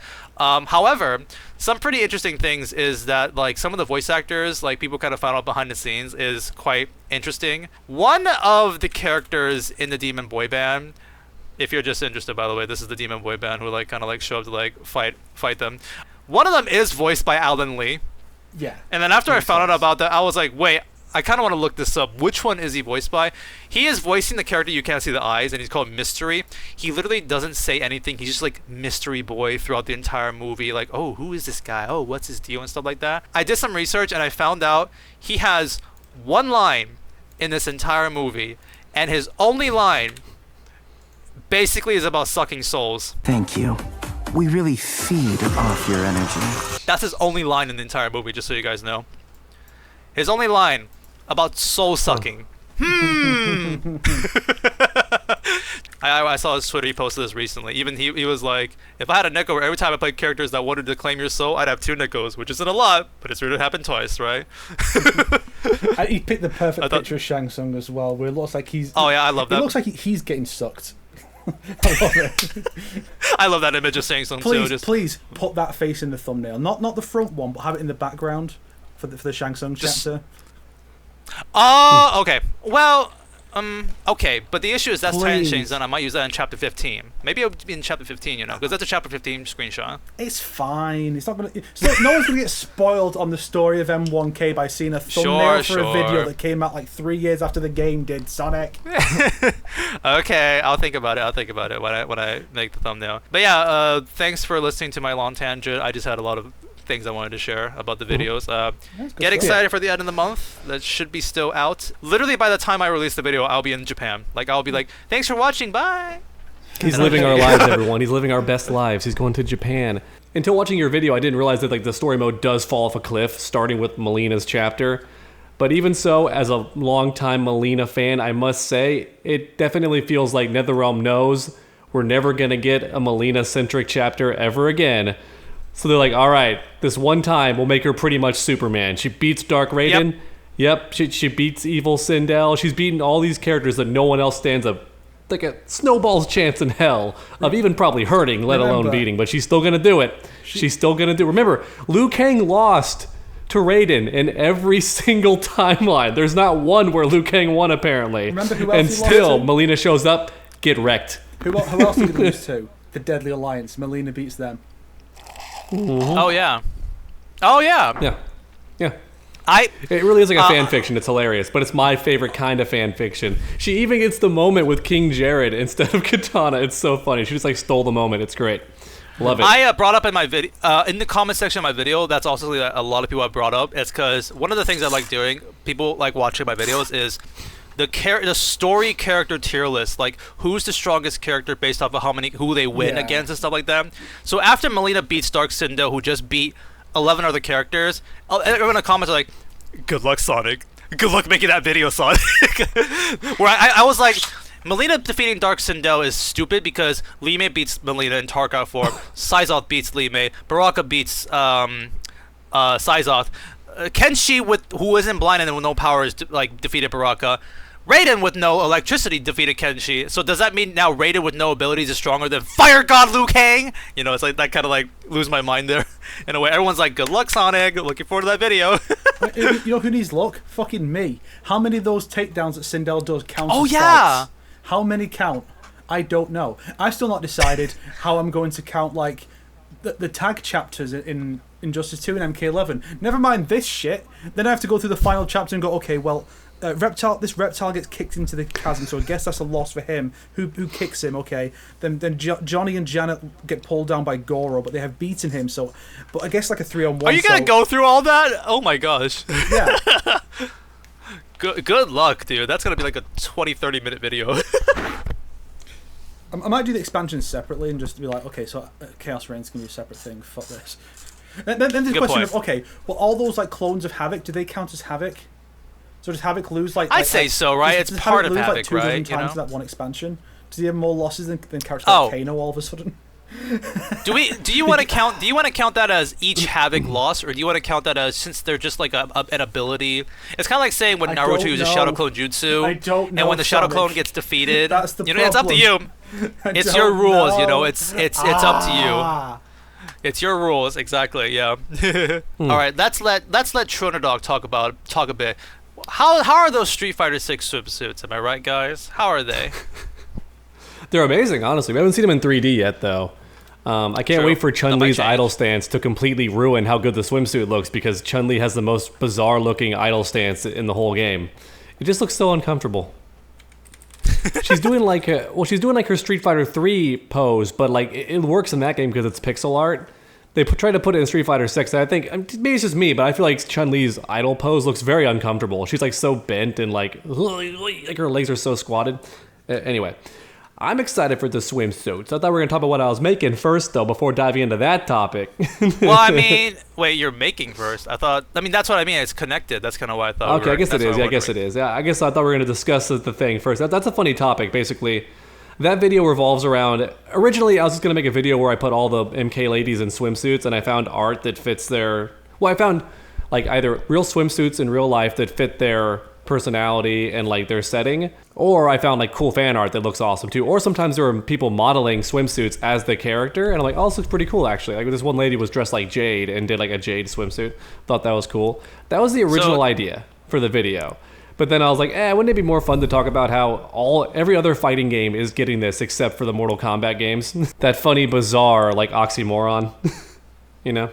That contradiction. What is up with that? Why are you twitching I think he's trying to have Sub-Zero talk or something. Yeah, I think he's trying to have Sub-Zero talk for me or something. Like Rooster's Teeth style, you know? Red versus blue, where they bob their head up and down and that counts as talking. Those were the good Rooster days. Teeth. That's true, Rooster Teeth style.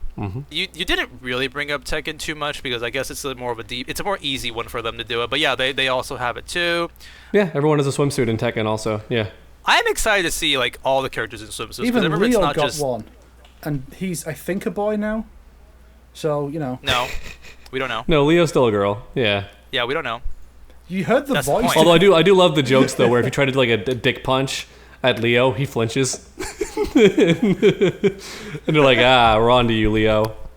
Or Leo, Damn. I guess how the game says it. Leo. I would say this is a conversation that's always brought up once a year or something. I guess since MK is the hot topic here, so we'll bring this up. It's like, why can't MK have like sexy outfits or more sexy outfits, I guess? To me personally, there's a lot of angles you can take with this. I am more pissed on the fact that it's not about whether or not we can get sexy outfits. It's like, what? Because people would say MK doesn't do sexy outfits. It's like, no, that's not the issue. The issue is they do sexy outfits. It's like, what? In Mortal Kombat 1, we did get the Deception Melina. We did get, not 100% accurate, but a Deception, like, Sindel. We got a Conan the Barbarian Astra skin. That is just Conan like, the Barbarian himself. That man's in a loincloth and boots, and that's it. Like, and oiled up, and can move his pecs and stuff like that. That is the thing that kind of pisses me off a bit more. It's more like if your statement is we don't want to do it, then don't. Then commit to it. Be a boss. Like, actually do that. But then they don't.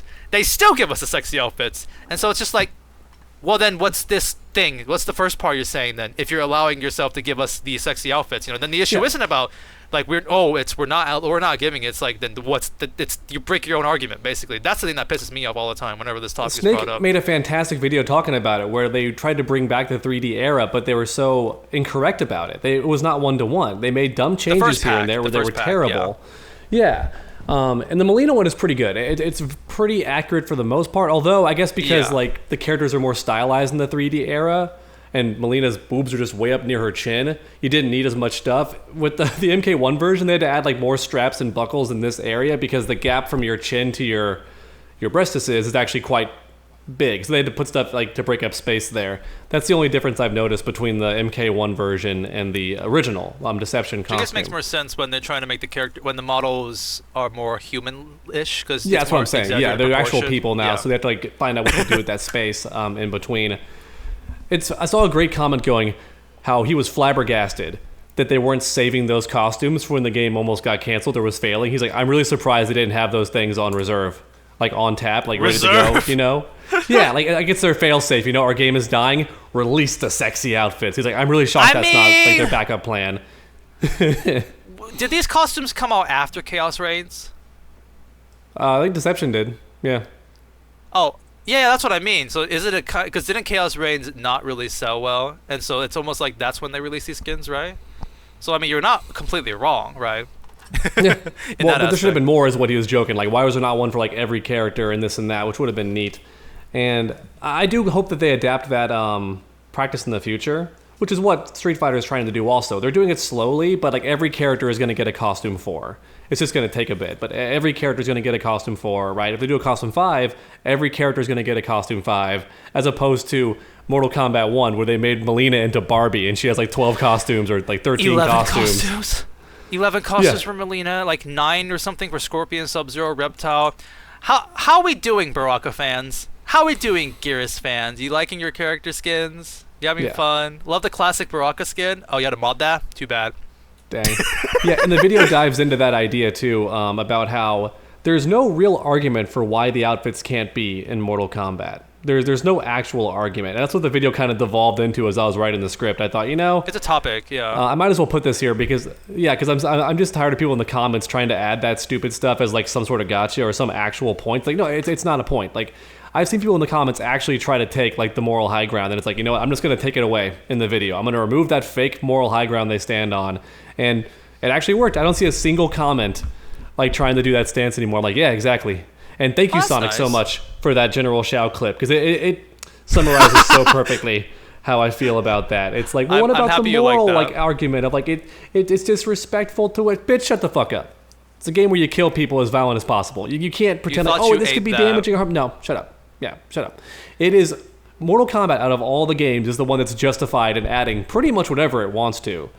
Like, not just like a sexy outfit or a swimsuit, but like literally anything they can put in there and say fuck you. The whole brand of Mortal Kombat is that we don't give a shit. That's what it used to be, at least. They're very much like wishy-washy on that in the recent games for some reason. MK9 came out that way too. It was like, hey, whatever we want to do. You want to see Melina wearing literally nothing? Here you go. Yeah, literally nothing. Yeah. That's actually one thing I was theorizing. Like, there's this part of me that thinks that, like, perhaps in like Western media, sponsorships cater more towards safer things.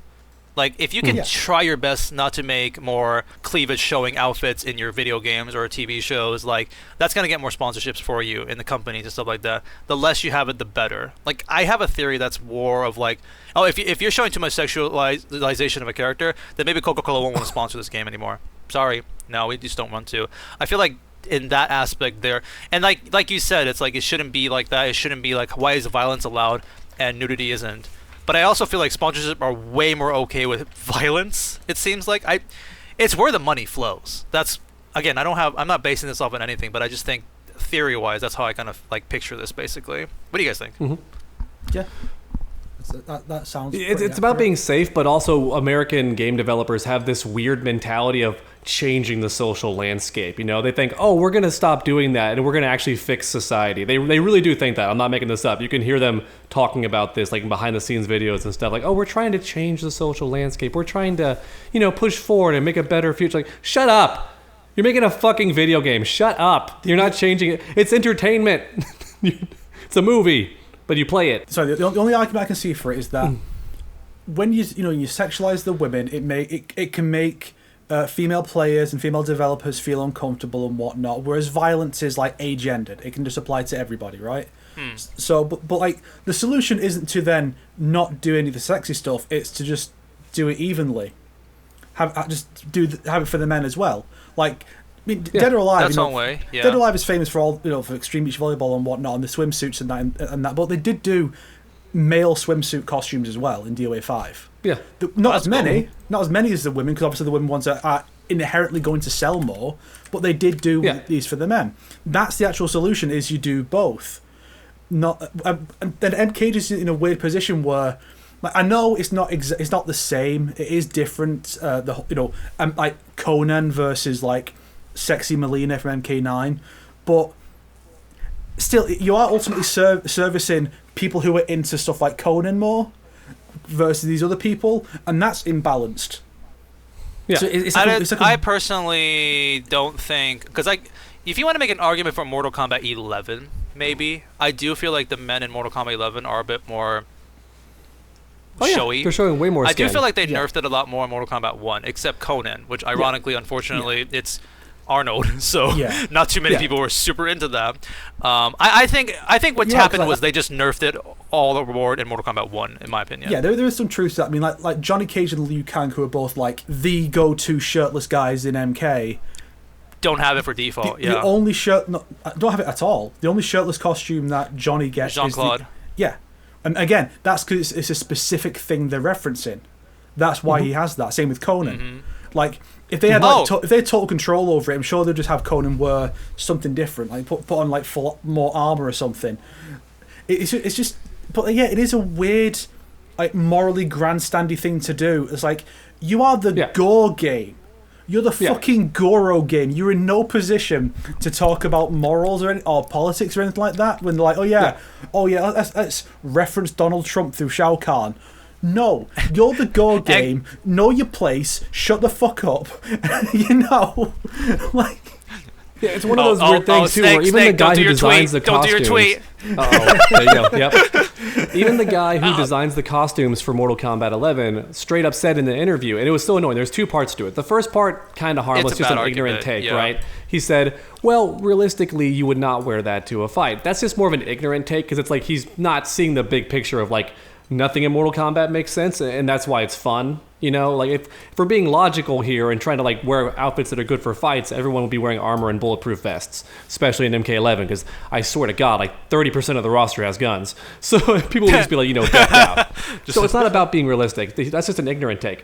But then the next part of his statement is what gets annoying when he goes, I understand some fans might be disappointed, and I'm okay with that. Anyone who ever utters that working for a company that like is banking on you making money for them should get fired. I'm just going to be honest with you. Imagine if anyone else said that for any other fandom. It's like, yeah, we know this would make more money. We're not putting it in. And WB's like... Well, it's not even just that. It's, wait, what? I didn't hear it somehow. I'm like, how did you not get that guy fired for that? Such a dumb statement. That's the corporate interpretation. Maybe he's not working there anymore since it's been 4 years since that statement. Maybe. We lost David. But that is the corporate interpretation of oh, you're saying that you're fine if we make less money because people would buy this. From the fans' perspective, it's, we know this would make you happy. We know this is what you want. Tough shit, you're not getting it. Yes. That's such a fucked up thing to say, and like it's career suicide. Like how can you be that out of touch and tone deaf with it? By the way, I'm not saying I want him to get fired. No, I'm just shocked it didn't happen. I'm like, how do you go on the record saying that and like no one up top goes, I'm sorry, what do you say? Yeah, goodbye. I wanted to make a skit about that, actually, where I thought it'd be funny to do like another little skit for my video where someone at WB who's like in charge of stuff just didn't hear it for whatever reason, like has headphones on or something, then later on learns like, wait, they want which costumes? And they're guaranteed to sell like a shitload. Like everyone wants these. And you purposely haven't put them in. But why? And then, like, based on whatever he says back, I haven't written the script yet, the WB guy just, like, slaps him or something. Like, you idiot. Like, you complete moron. Like, it's ridiculous. So, yeah, the video just jokes about how it tackles all the different reasons why they should be in the game. Like, it even brings up, like, oh, well, some people say they're immersion breaking. Like, that doesn't make sense. Why would they be wearing a swimsuit? And I'm like, well, I mean, Johnny Cage is wearing a fancy suit in the game because fights break out when he's wearing a fancy suit. So the exact same thing could happen with the swimsuits. Immersion. Yeah. Like, it always says immersion breaking. And immersion breaking. This is the same game that has fucking Conan the Barbarian and Omni-Man in it. Shut the fuck up. Yeah. I was trying not to say that because I'm not as good at it as Snake. When Snake says shut the fuck up in his videos, people will go, hell yeah, Snake, I love that. When I do it, I get so many angry people mad at me like, how dare you talk to me like that? Underdog. It's like that meme of like the guy in a sitcom or something who talks shit to people and nothing happens. Then the one wimpy guy tries to stand up and talk shit and gets beat up. And it's like, damn, that's me. Man. You need more aura, dog. You need to do aura farming. You got to aura train. I do need more aura. This is true. I need way more aura. You gotta have more authority. You gotta be alpha wolf. I also thought it was funny to do the gooning topic too, because the word goon has become so popular lately on social media, mainly when it comes to video games. It's very funny though. I don't see it as much like in the actual gaming landscape itself, but you'll see it on social media where a lot of the fake gamers are. And when I say fake gamers, I mean people who obsess over a game, but they've never actually played it. It's remarkable how that exists, but it's a real type of person. And there's a lot of them. Like there's so many fake Mortal Kombat fans who've never bought a single game, but are like, oh my god, it's my favorite series. And it's like, really? Is it? Is it though? Is it? Is it? Anyway, go ahead. We need to go back. We need to go back to the era where the word "goon" was used exclusively to refer to people who say it's the freaking bat. It's the freaking bat. Yeah, we're taking the word "goon" back. Damn it! Some guy mentioned that in his video. He's like ranting about the Venom spider and how they keep changing it and how it bothers him because used to the Venom outfit actually reflected who was wearing it. Yeah. It's a really good video, but he brings it up. He goes, usually when a goon wore it, he's like, and yes, I'm taking the word goon back, damn it. It's going to go back to meaning criminals. Okay, so if we're talking about the meta, then if we're going to take out goon, then it's going to be incel returns, unfortunately. No, we can't live in the Caseytron timeline. I guess. The word incel and the word goon used in like a negative way.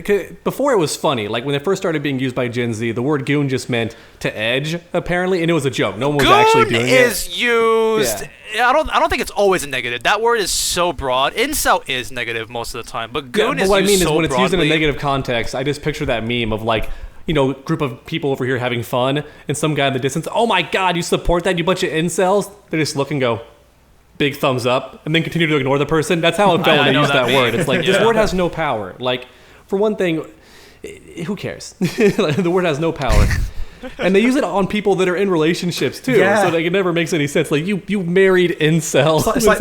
This man is married and has like 2 or 3 kids. What are you talking about? He's not. They're calling Ethan Klein an incel, and it's like he's got multiple kids and a wife. It's like, should we? That shows you the brain power of people that use that word as an insult and how high their IQ must be. Maybe they just use it as like a slur. Maybe it doesn't mean nothing to them. Insults have gooned too much and melted their brains. That's true. They goon hating too and baiting. They hate and they bait. And why do they need to goon that much? Because they're not in relationships. They are the incels. They are incels. They goon too much. Their brains melt, and they use those two words to insult other people. Think about that. But yeah, anyway, you'd be surprised how much like resistance there was in that topic. I'm kind of surprised the video didn't blow up more, but like Sonic said, Sonic advised me to go ham and just put titties all over the thumbnail. Maybe I should in the next video. Let's not put it like that. I mean, even your title doesn't refer to what you're talking about. I feel like you should have been more like, Yeah, it's too vague. Well, I was trying to combine it with the 4th of July elements, so that's why I have the fireworks and katana and all that. Because the start of that video is very memey, to be fair. It's got a lot of memes going on, the start of that video. God bless America. God bless Japan. And all that silliness. Abhorrent abuse of Sonic Fox. I'm sorry, not Sonic Fox. SonicHaXD's content also in that video. Am I that good at the video game? Guys, I'm a scaly, not a furry, okay? Chill. Final thoughts on this topic, and then I'll mention other stuff that I plan on working on in the future, because I do actually want to talk about the content I'm making lately, because I'm finally getting to do more creative stuff. I want to bring up something about the video, because you brought up in terms of like your ideas. You mentioned that like if people are offended by the... I don't really want to say the word gooning anymore because we had the whole conversation 5 minutes ago. But if people can't handle the gooning outfits, like why don't you just have a button to disable that? Disable the gooning outfits and stuff like that. Yeah. And then I was about to reply in your comments section. I was like, these are the same motherfuckers who, when fans asking for a non-blood version of the game, they refused. They were deliberately saying that would take away the essence of Mortal Kombat. Do you really think they're going to add a non-gooning button? Well, I should specify, it would not be gooning in general. I say in the video, it just makes every character wear their default outfits. It doesn't just disable the swimsuit specifically. Yeah, but that's what I mean. They don't even want to have a blood. Would they do that? Yeah, especially if the game had crazy customization like Tekken. Because in Tekken 8, I'm not going to lie, it does get kind of annoying to just play a ranked match. And some guy's wearing bright pink with all this crap floating around him. And I'm like, what? The toast mask. What happened to my Tekken? Can I turn this off, please? Just disable it on my screen. And we know the technology exists because in Street Fighter, you can change the stage just for your screen. So we know the technology exists to overwrite what's happening on screen. Go ahead, Snake. Yeah. I mean, this has been around since like 2012 because I remember in DOA 5, the way the DLCs work, you wouldn't get the costumes in updates. They would be in catalogs. So there is a new season. You download this file, so now you have the assets, but you don't have the actual costumes unless you buy them. But if you don't have that downloaded, and so you play someone online who has the costume, they just appear in the default. So if you didn't download the swimsuit costumes or whatever, then you just see them in the default costume. So this technology has been around. You can do this. Been capable to do it since 2012. There's literally no excuse anymore. It's ridiculous. I'm pretty sure even in Fortnite you can have an option to just turn every skin to the default version. I think I might be wrong about that. You might have to double check me, but I remember like because in China there's like the censorship with like skulls and zombies. So on your screen you're looking at the default skin. So like they can do it too. Yeah. So the video is just covering that weird hypocrisy of like the developers clearly refusing to add certain things that people want for very silly reasons, and also I think they're lying when they say why they don't want to put them in. I think it's some moral posturing a little bit, and also it was during a time period. I'm not sure though. I'm just assuming. Yeah, I also think it's because of sponsorship reasonings. I really do think for some sponsorships they rather sponsor your game if you have less like gooning material. But what do you mean by sponsorships though? Who sponsored Mortal Kombat 11? What?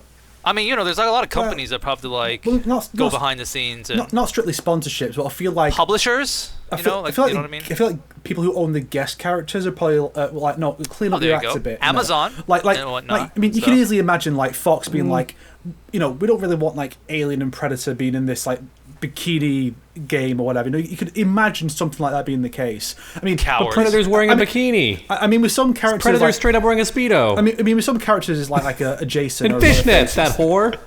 Anyway, go ahead. A character like a Jason or a Leatherface is like, whatever. But like, can't really remember that. Maybe Amazon is like, we have higher standards here at Amazon, so you can't use Homelander or Omni-Man unless you meet our criteria. I could see that being the case. I severely doubt it when Homelander's from a show where they crawl up someone's dick, Ant-Man style, to make them orgasm. True. I seriously doubt they're the ones saying yeah. anything. But he's I gotta able stop to you drink right the milk there. as a taunt. Yeah, as the big okay. But you get what I'm saying. Plus, I mean, it's so for the guests. And let me give one great example I just thought of and remembered. Thank you, brain. Mortal Kombat X was the first time we saw them kind of dialing back the sexiness a little bit, like from MK9, which, whatever. No one really notices much. There were some people complaining, but they were told, shut up, Gooner. But the word Gooner wasn't used that way yet. But here's a great example of that ridiculous contrast. Someone clearly did not want to have as much sex appeal in Mortal Kombat X for whatever reason, maybe thought it was too crude. In the same game where when you punch somebody in the nuts, it zooms in on them and shows them explode, like the actual testicles. So, I mean, what are we doing here, NetherRealm? Do you know how stupid you look sometimes doing this? It's just ridiculous. Like, I love you, but you look so stupid being like, oh, no sexy outfits, but also literal testicles. Like, R-rated, just straight, here they are. you know? And it's not being used for like, it's a scene in nature. Of course they'd be hanging out or anything like that. It's literally, it's a comedic nutshot. The most basic, like, overdone, like, comedy bit other than a fart. Yeah. Holy shit. Like, this is not highbrow entertainment. You punch a man, his balls... Johnny has a brutality off this where the head comes off or the eyes fly out because he punches them in the dick so hard. Like, again, you're in no position to be morally grandstanding when this is what you're making. Yeah, it doesn't make any sense. Hopefully in the next game they fix it, but it's just kind of odd to me. I've made at least 2 videos on that topic where I don't get like this weird disconnect between what the developers are putting in versus what the fans want. People bring up like, those consulting companies and whatnot, but in the credits, we don't see NetherRealm working with any of those consulting companies. So it's just a choice they made, I feel like. And it's just kind of weird. I don't hate them for it. I just want them to realize it doesn't make sense to anybody. Like the amount of people going, thank you for keeping the sexy costumes out of my game. It's such a small, tiny, itty-bitty group. Then you have this huge group being like, why don't we have that? Why don't we have the fun outfits anymore? Like, what happened? That's where I don't know if that's true or not. We don't have the statistics. We can say, listen to the people. We do have my polls that I do with like 15,000, 20,000 people. Yeah, but the game has 6 million players of people who bought it. Sure. But wouldn't that be represented in the poll too, you think? That's what I mean. Videos? We don't know the statistics about like where they're looking at, And that's the part where I'm keep wondering about, like, because it's not just Mortal Kombat. And that's kind of why I feel like there's got to be some sort of like, that's why I said like sponsorship reasonings, or like producers, like they look at your game and be like, okay, we want this, but don't add this for. I really think it's. I don't think so, because look at how Tekken and Street Fighter keep getting sponsors, and they're very lewd. And they're Japanese Street companies. Fighter 6 is probably the lewdest one because like it's a more realistic looking game, but they kept the outfits very accurate. Like Cammy's butt cheeks are just out there. Like, you remember, decisions aren't made based on like actual hard data. It's based on vibes from people who failed upwards into positions of power. Like Warner Bros is the key example of people just get into positions of power that they don't deserve, but somehow they manage to get into them, and they make all the terrible decisions. They tank the DC movie universe. They've tanked WB Games broadly. Like the Wonder Woman game, people wanted to see that, no, dead. Studio closed. Yeah. All this bullshit. So the hope now is that whoever you got that new guy who's come in, like new people have come in to take over WB Games. This guy's in charge of MK. This one's DC. The hope is whoever they replaced was the dipshit who was in charge and made all these bad decisions, and that now that they've been like excised from reality, that the people who know what they're doing can now make the good decisions. So there's a chance that the next game could get the stuff that fans want, because I mean this is a guy who has been with MK since the 3D era. He must by now have an idea of what the fans want. Like even if he's not allowed to say it, he must be like okay, I got an idea of what the fans want. Let's put that stuff in the game, as opposed to, well, no, we have to consider this. No, it's like, no, shut the fuck up. You're not part of this anymore. Go home. Go home to your wife or whatever. Piss off. I really wonder what Snake was trying to convey there. Go home to your wife. I don't know why. I was tempted to call it. I was tempted to say incel, but wasn't quite sure how best to say it. So I just dropped it and said wife. But yeah. Anyways, it's always an interesting conversation, I suppose. Like this topic. Yeah, I just wanted to kind of mention some stuff that I'm currently workshopping and working on. I just remembered one fun video that Snake and I were actually working on because I kind of already knew what I wanted to verify with him because Snake is like an encyclopedia when it comes to Mortal Kombat lore. I saw a guy make a video on a different video game character. Actually, I think it was a video game, and I don't even think it was a fighting game. But it was a clever idea. He said, I'm making a tier list of just this character based on how important they are in each of the games they appear in. And I'm like, that sounds like a lot of fun for Scorpion in Mortal Kombat. I'm like, I want to see. Did you see a video for like Jin Kazama and Tekken or something? Was that the video? That's what it was. Yeah, it was. I think it was Jin and Tekken. Yeah, maybe it was. Maybe I it got was. recommended that or too. Kazuya, at least one of them, because Kazuya is the main character of Tekken. Technically, people forget that because Tekken 3 is the one that blew up and got really popular. He got into Smash, so you know. Yeah, it's always been Kazuya for the most part. So, and even you could argue Jin is just good version of Kazuya until for some reason they made him evil in Tekken 6. That was still weird to me. I still haven't quite gotten over that. Like how dumb that is. Anyway, Jin in Tekken 8. Come on. Well, like Snake posted like that person posted in Discord, half the roster should not like Jin at least, and just not talk to him. Like, yeah, you fought one bad guy and helped save the world. You still caused all of it. Omni-Man's coming back to save the world. Omni-Man. Just before someone comes in being pedantic, Dawg said main character. That doesn't necessarily mean that the good guy or the protagonist. It just means like the central character. You know, and yes, Kazuya is the main character. He was the original protagonist, then he was an antagonist, then obviously his lineage is a key part of Tekken 3 story. His return is the focus of 4. Downgraded a bit in 5, sure. Then 6 is about him being at war with Jin. 7 is him being at war with Heihachi. 8 is him being at war with Jin. The next game, most likely going to have a big plot point about him coming back and getting his devil powers back or whatever. Kazuya is the main character. You know, that's one of the reasons why he made it into Smash over Heihachi, not just because he could do like more verticality stuff with his devil powers, but because he is the main guy. The face of Tekken. Yeah. He is. Yeah, so don't be pedantic in the comments and try and go, oh, Dawg, no. Dawg was right this time. Respect it. Yeah. Oh, it'll be a fun video because despite Scorpion being in almost every Mortal Kombat game, he's not in Mortal Kombat 3, but he's in pretty much every game playable. You'd be shocked like how little or how much he does depending on the game. And that's why this is kind of funny. Like in Deadly Alliance, he just dies. That's pretty much his main contribution to the game. He dies. Yeah. He gets killed by 2, what I would consider jobbers. Maybe Midway was trying to hype up these new villains as actually being tough, right? but they kill him. Like he loses to those 2 henchmen. So like straight up. And then in some games he does something really important. And yeah. It's worth noting, Scorpion did get the series' first kill by killing Sub-Zero in MK1. True, yeah. But he himself had already been killed as part of the backstory, so yeah. It's true. Yeah, like everyone forgets that. Everyone who's like a casual Mortal Kombat fan, that was so annoying back when I gave a shit about this stuff.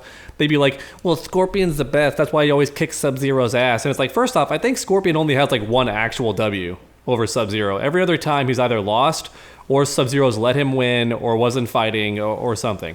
It's almost always Sub-Zero who wins in these fights. Unless it's Bihan, who just gets to lose forever, even in MK1. Although Bihan did beat him twice also in Mythologies, yeah. And that's supposed to be canon. But the problem is that NetherRealm treats canon the same way that Star Wars does lately, where it's canon when we say it is, but if it's not, then it's not canon. Even though we're picking 2 things from the same story, we are now choosing which parts of that story are canon or not. Like Fujin straight up dying in Mythologies. And they even say the fight between him and Bihan happened, but they're just changing what the outcome was in MK11. It's like, well, you can't do that. Like, no, motherfucker, you exploded. Shut up, Fujin. Yeah. Oh, he came back in MK4. He somehow revived. That would have been a clever way for NetherRealm to bring up that gods reincarnate or something. That'd be clever. Well, that's the thing is that Fujin's Armageddon bio says that when a god dies, they're supposed to come back. Because I was mostly focused on Raiden being like, it's weird that Raiden just like the form he came back in that shouldn't have happened. Like I think they're meant to come back without their memories. So the implication then is that that's what happened to Fujin between Mythologies and 4. So in those few years he had amnesia. Then I guess Raiden tracked him down or something, and something like that.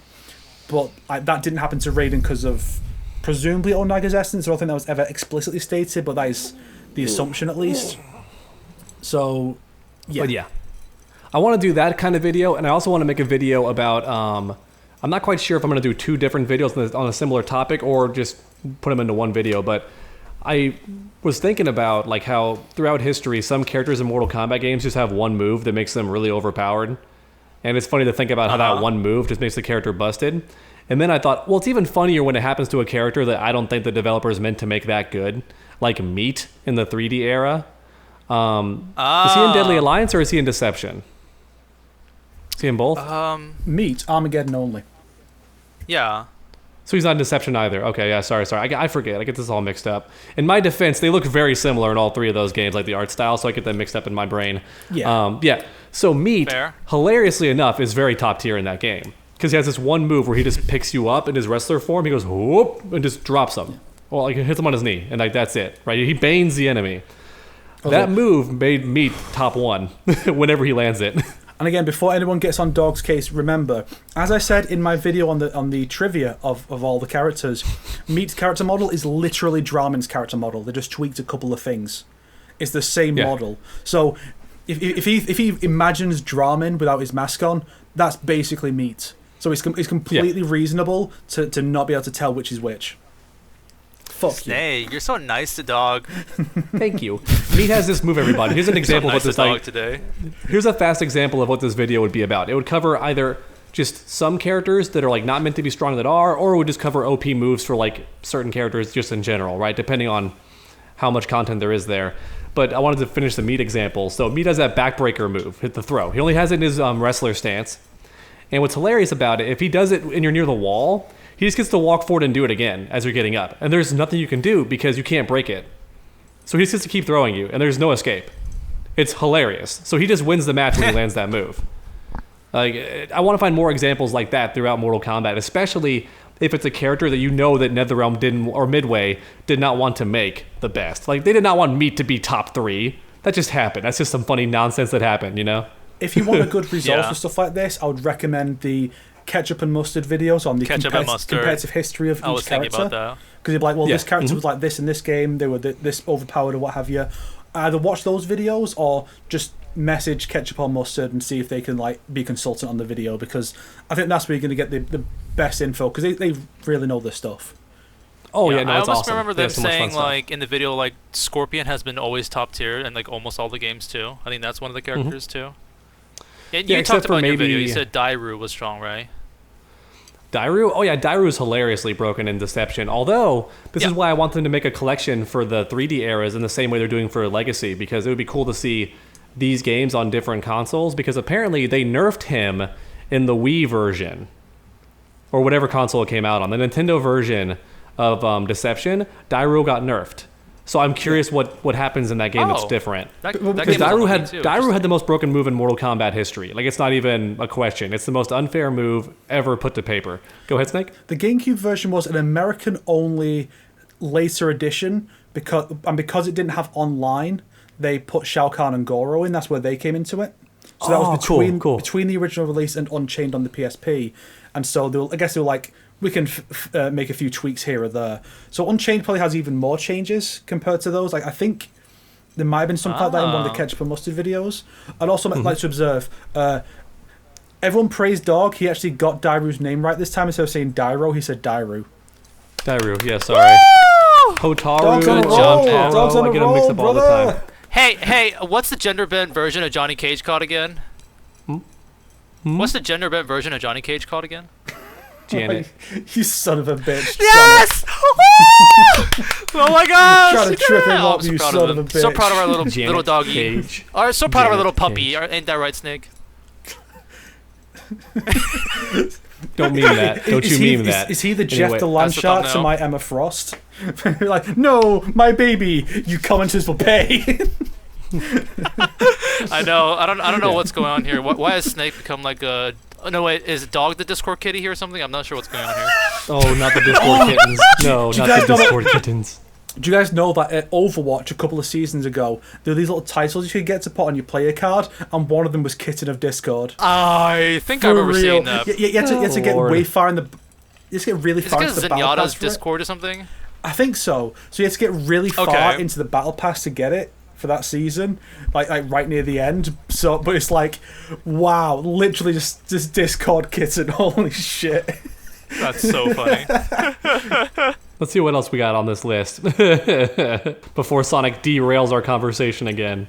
Me? Yeah. What have I been? How have I been derailing? Could be fun to talk about Ironheart. I didn't see Thunderbolts, so you haven't seen Thunderbolts? I finally can see it for free. It's on HBO Max now. My girlfriend and I can just watch it for free. Wait, really? Not Disney so that'll Plus? be fun. Huh. Interesting. Yeah.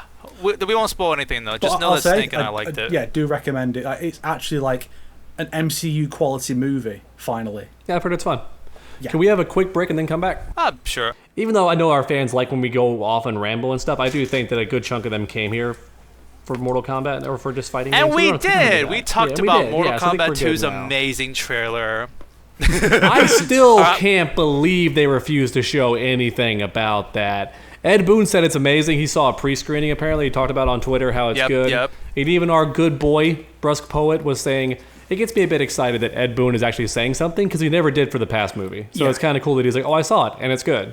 But there's a part of me that kind of feels like because he said nothing last time, this time WB is like, Ed Boon, you better fucking say some compliments about the movie. Yeah, it's either that or because he worked closer on this one, because you see him with the actual actors on set and stuff. That could be also why he's like, oh, it's so good. But it's because to you, Ed Boon, you're watching your friends on the screen. We're just watching random people play our Mortal Kombat characters, and I hope it's good. Yeah, and I hope it's good. Yeah. Remember, in the History of Mortal Kombat documentary that was in Deadly Alliance, it's like, it was around this time Hollywood smelled box office potential in the franchise, and Ed Boon's we were very happy with the first film. Then later on, it was around this time Hollywood produced a second feature film, immediately moves on. There's no mention, no explanation, nothing about Annihilation. It's just, oh yeah, they made a second movie. Like, yeah, that's a good thing. We've got two movies. Hell yeah. Nothing else I'm going to say about it. We're just going to move on. Hey, I like Mortal Kombat Annihilation. It's proof that with good writing, you can take all the sex scenes out of a porno and it's still good. That's how it looks. Like every costume in that film looks straight out of a porno. It's so funny. Dog, you say all the sex scenes out of it. There is still the one between Sonya and Melina when they're in the mud. That's so funny. That's a great scene. I love that. Hey, they improvised that. Did you know that? Like, they was like, there's mud. Let's fight in it. This is genius, guys. Yeah. Was it the lady's idea or just like the dirty cameraman who's like, yeah, get in that mud? Yeah. I'll look up the interview when I make the video, but it might have been the Sonya actress's idea. I'm not sure. Okay, cool. That makes it cute then. That's fun. Yeah, I like I'm just saying, Annihilation is like the best and my favorite 1 out of 10 movie ever. I love it. Quick, one more thing I feel like I want to mention real quick. I have another video idea that's kind of fun. Anyone in the comments, feel free to help out with this. I'm trying to make a video about goofy stuff that happens in past Mortal Kombat games, and I don't mean like glitches or bugs per se, although there could be room for that too. If you have some examples of that was consistent, that can be in the video maybe, but I'm talking about stuff that's intentionally in the game that I just find goofy. Like mentioned earlier, if you freeze somebody twice with Sub-Zero, he gets frozen. Oh. That's always been the dumbest, weirdest thing to me. But I've wanted to do a video. I wanted to do a video for a while of when fatalities make no sense, and so some of this could fit. Like when Reptile does his fatality in Deadly Alliance, he spits acid on the opponent that they reduce to a skull, and like Reptile has a human skull. Yes. Lizard Reptile has a human skull. Alternatively, alternate Scorpion costume where he's already a skull. The fire is put out and he's like, oh no, Or when you do Sub-Zero's fatality on that costume, he rips the skeleton out. The skull's there, but Scorpion's head is still a skull. Like, there's goofy shit. I mean, some of it would be like harder to show, I guess. Like when Jax's arms get ripped open by Geras, and it's like, that's flesh. Or anything with frost is flesh. There's no cybers, but she's a robot. What is happening? Even her spine is not cybernetic. If there's a fatality that pulls her spine out, it's still not a robot spine, despite the model clearly existing. Like, it's already the there. intro. Havoc's a good one, but if he does the classic brutality on another Havoc, like, that Havoc's head's been ripped off, then this one's head falls off and he picks it up and puts it back, holds it out, and it's like, why aren't you dead? Or his fatality where he rips his heart out, shoves it in someone else. But like, and then they explode. But it's like he's ripped out his own heart, but he's fine. But another Havoc will die. Yeah, it's a power funny thing, example. How long you can have the power. Another funny example to me is in MK4 because they didn't want the combos to go on for too long. They were trying to avoid the touch of death stuff from like MK3 and Ultimate MK3. So Yeah. if you get too much damage in MK4, it like knocks you both away and says like max damage or something, right? But I just find it funny how instead of just having the opponent fall out of the combo like every other game did, both characters fly backward as if some divine force is separating them. It looks really weird. I've seen the footage. M1K kind of does that when you win a round in Invasions or in the towers. Oh yeah. But when the bosses, you're like, you just like fly back and stuff. If you want to find goofy things in like the story mode, I feel like you can always you can look in the details of the Mortal Kombat 4 endings. And then I feel like Deception has a lot of those conversations in the Conquest mode. The first thing when he said silly things in MK past games, the first thing I thought was, "Oh my balls!" Oh yeah, ow my balls. That's That was- funny. which- one, yeah, As that's I like said in literally the my first thing I video, thought of. another plug. That's actually a double. It's like a double meaning reference. It's a very clever reference, actually. Indeed, yes. You should check out Snake's video. Anyways, I'm gonna get water, bathroom, and I'll be right back. Hey. For those who are wondering, this is a 3D printed SOCOM pistol for Metal Gear Solid 1 that I got on neato. I got Neato on eBay for Talito. 100 quid, and it's like, yeah. I think you actually can get like proper like airsoft ones of that, but like you have to go through a lot to get the license and whatnot. So that's obviously a huge pain. But like, I'm like, yeah, Metal Gear Solid. And it's like, this is so cool. The Mark 23 Heckler and Koch US SOCOM 45 caliber pistol used by Solid Snake in the Shadow Moses Island incident, and I think Raiden has it in the Big Shell, where Snake Switch is just a basic USP for the tanker incident in MGS2. But yeah, so this is kind of the iconic Solid Snake gun, as it were. It's very cool. It's also like the basic pistol you get in the Metal Gear Acid games, which is, also very good. It's like one of the few guns in the first one that you just use by playing the card and not by having to equip it and then play another thing. And I'm pretty sure Sonic's going to put this in like super fast motion, so it'll be like going through all this dead fast, and you won't even know what I'm saying. It's going to be very funny. Just watch me do all these weird motions in super speed. Very funny, Sonic. I see what you're doing. I'm going to cut you. Haha, with my smoke karambit, because I'm very cool. Hell yeah, brother. I'm going to take you out. I'm going to take you out, motherfucker. Hell yeah. So anyway, how are you guys doing? Let us know in the comments how you're doing. How's your day going? Did you stop doing something to listen to the Combat Kings? Are you doing something else in the background while you listen to the Combat Kings? Are you even listening? Do you have the video on mute so you don't have to listen to my bullshit? Let me know in the comments. Although if you are muted in the video, you probably can't hear me saying this. You probably won't be commenting down below, which I guess is fine. But I'd rather you did. Just pretend you can hear me and then comment down below. I think that'd be very swag, very based, very cool.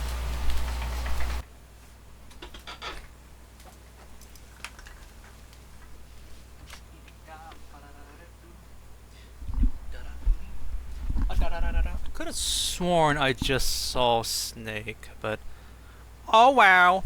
Sonic, don't say a single thing during this section, because if you say stuff, that means you have to edit it.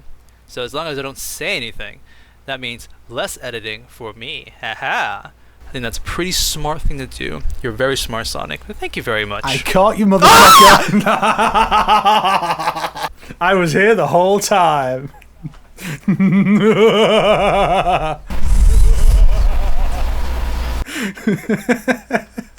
The funniest thing is, by the way, Snake, when I was walking up, I did see you. Yeah, I know. So I felt like you were doing that, but when you then left, I guess I was just kind of like going through my stupid rant, so I completely that like Snake is probably under the table, like left my mind. So you you really got me. Just like yeah, my soul left my body just then, just like.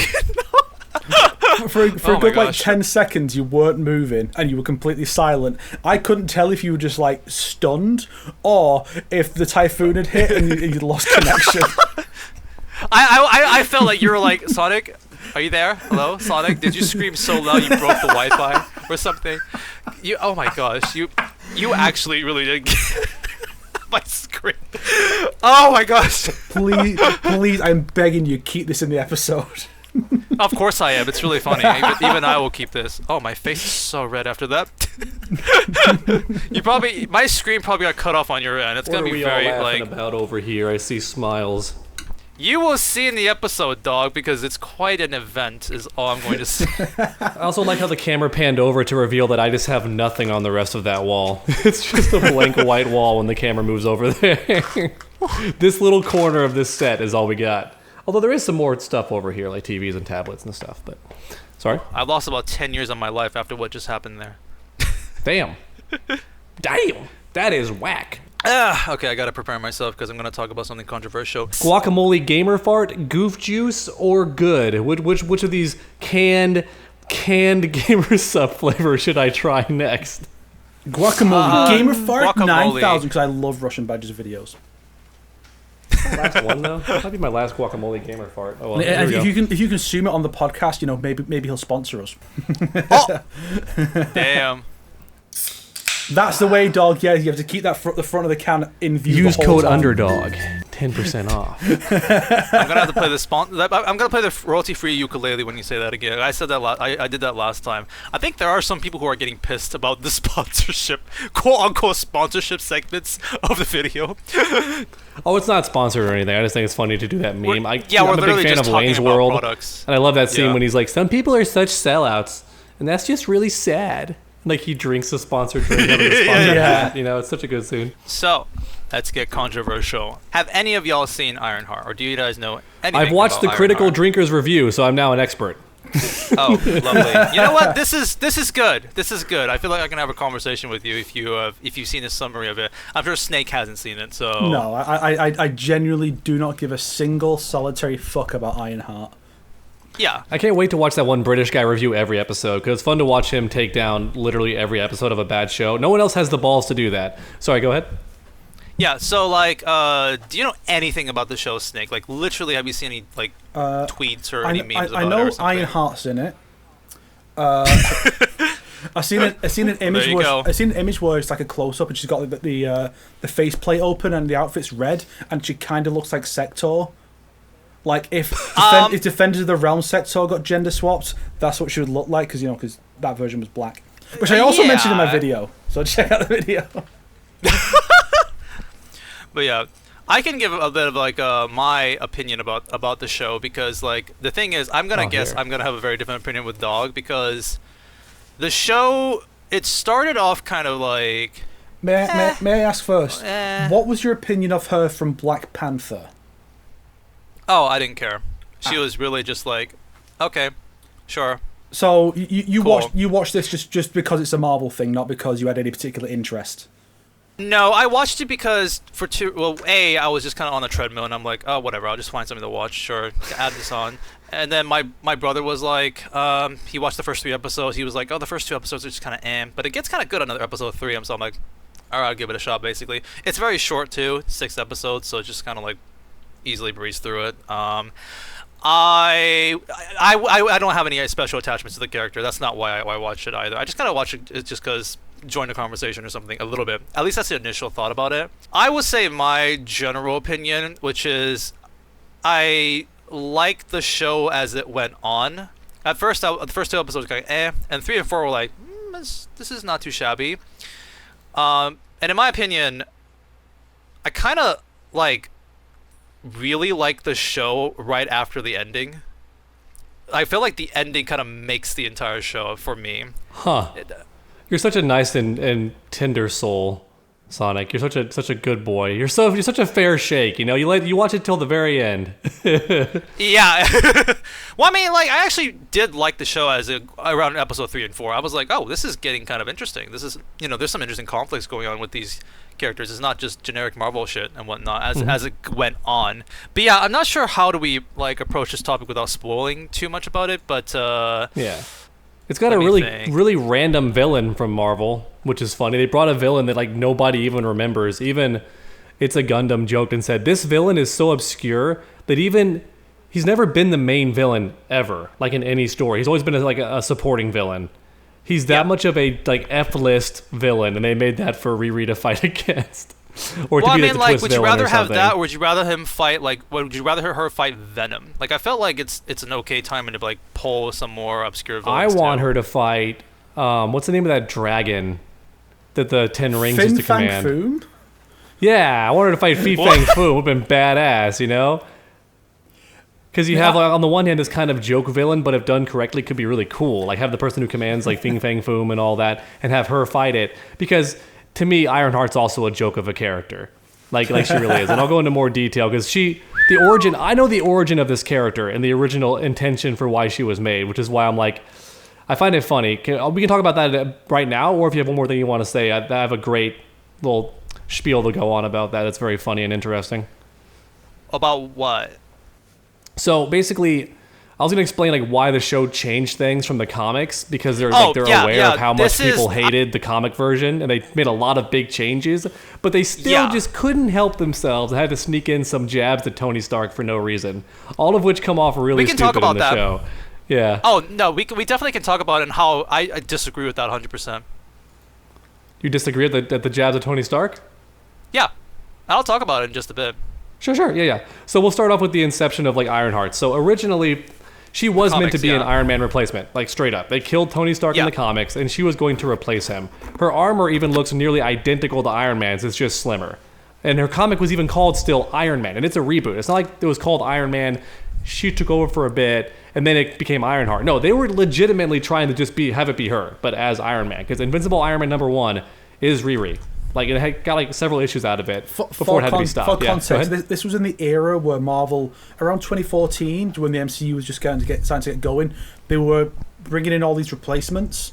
Like, that's where we got everyone. They were replacing everyone. It was so weird. Thor, Sam Wilson, Captain America, Amadeus Cho, Hulk. Like, we've got all these different characters, and clearly they were setting some of this stuff up. Like, I'm pretty sure Amadeus Cho's mother is in Age of Ultron. Like, they were setting this stuff up. These characters are going to replace them as the future of this setting. And now that, you know, Tony and Steve are out of the picture, we've got their replacements brought in. They had Lady Thor for one film. I don't know why they did it the way they did, but they did.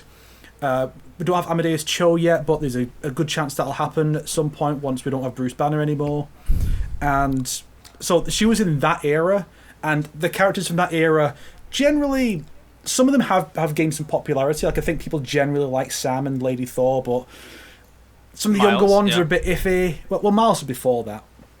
He's like Miles is good in movie form. Miles in the comics sucks at first. Like, it took a lot long of people time for him to Spider-Verse. That's the carry part of him, Otherwise, he was just Peter Parker. Like, he had no real personality in the early comics with him. Yeah. When I say early, I mean like the first 50 or something. Yeah, he did not have a personality. Quite noticeably, the people making the Spider-Verse film said, we had to do different stuff with Miles because all the stuff that Miles had that was unique to him was cribbed by the MCU for Peter. So to make Miles stand out, we had to do other stuff. And then the Insomniac games have had their own ideas, like this, with stuff with like art and music and stuff, which are great additions to his character. And so he's a much more well-rounded character now than when he started out, where there wasn't a ton to him. But anyway, all that to say, this was an era where Marvel were bringing in new characters, very likely to replace these characters in the MCU, but they did it in the comics first, so people couldn't go, we're introducing this lame black girl to replace Iron Man. It's like, well, if you read the comics, you would know that happened in the comics, so you've no right to complain. So just quickly summarize what Riri was in the comics, because yes, there's controversies, but it's also I would say quickly summarize, because I remember you already brought it up before. Well, I can summarize it really quick, because I want to mention, this lets me mention the changes too.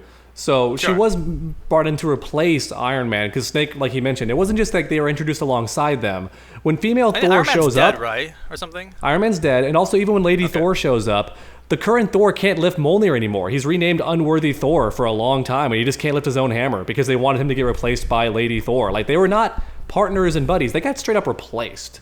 Like, Bruce Banner got replaced by a new Hulk. There was a very lame Hulk because he was like calm the whole time. Like, they missed the entire point of Hulk. Anyway, she was meant to be a replacement, and they did an okay job in the show, at least trying to change a lot of the supervillain aspects of her character. Because unironically, if you read the Riri Williams comics without already liking her for some reason, she's just a villain. Like, her origin story is a supervillain origin story. It's hilarious. Interesting. The only reason she wants to be that's what she was too. I see. Yeah, so like in the comics, the reason she wants to be Iron Man is just because she wanted something to be told she couldn't do. She's in school and her teacher's being nice to everyone, say you can do anything. And Riri, who for some reason has the mind of a grown-ass woman in a child's body, she goes, no, I want you to tell me something I can't do so I can prove you wrong.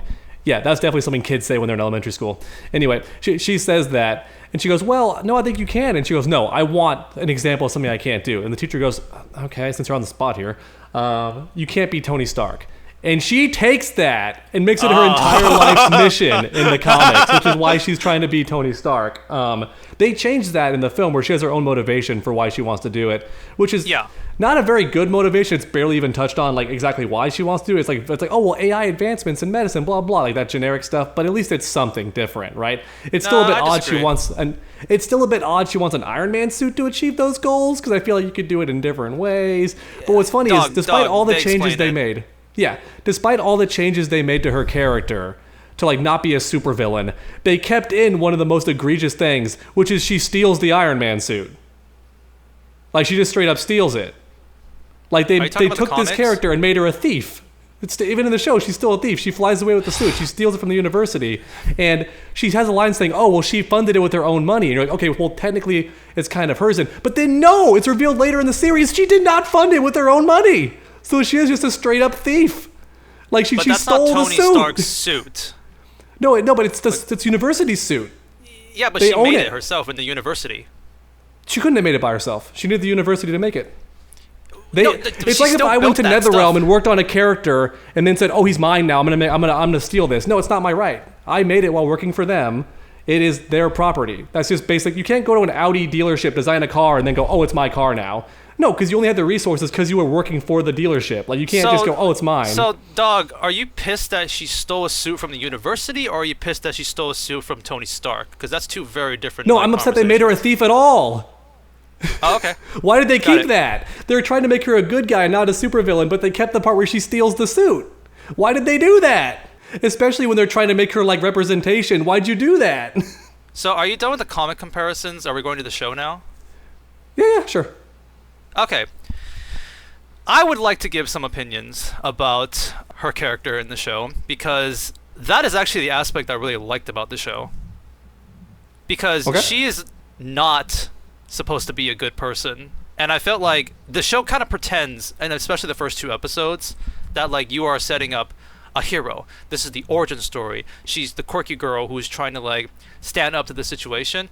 Actually, that's one thing that people have gotten pissed about on Twitter and like a lot of places, is the fact that she's like, oh, Tony did this, Tony did that. Well, he's got all the resources. That's why he can do everything he wants. And people got really pissed about that line specifically. I've seen many people being like, wow, it's like they're ruining Tony's legacy. Like, how could they? And all that kind of stuff. A friend of mine did mention that how she says, oh, you know, she apparently says that you know, he had all these resources, even though famously, as the meme goes, Tony Stark built this suit in a cave with a box of scraps, and so Tony Stark can make anything whenever he wants to. Are you saying that she is like taken to task for what she thinks? Is this like another She-Hulk kind of situation where people just kind of blew up? That's what you want to think, right? That's what the memes tell you to think about this. Wow, she's ruining another person's legacy.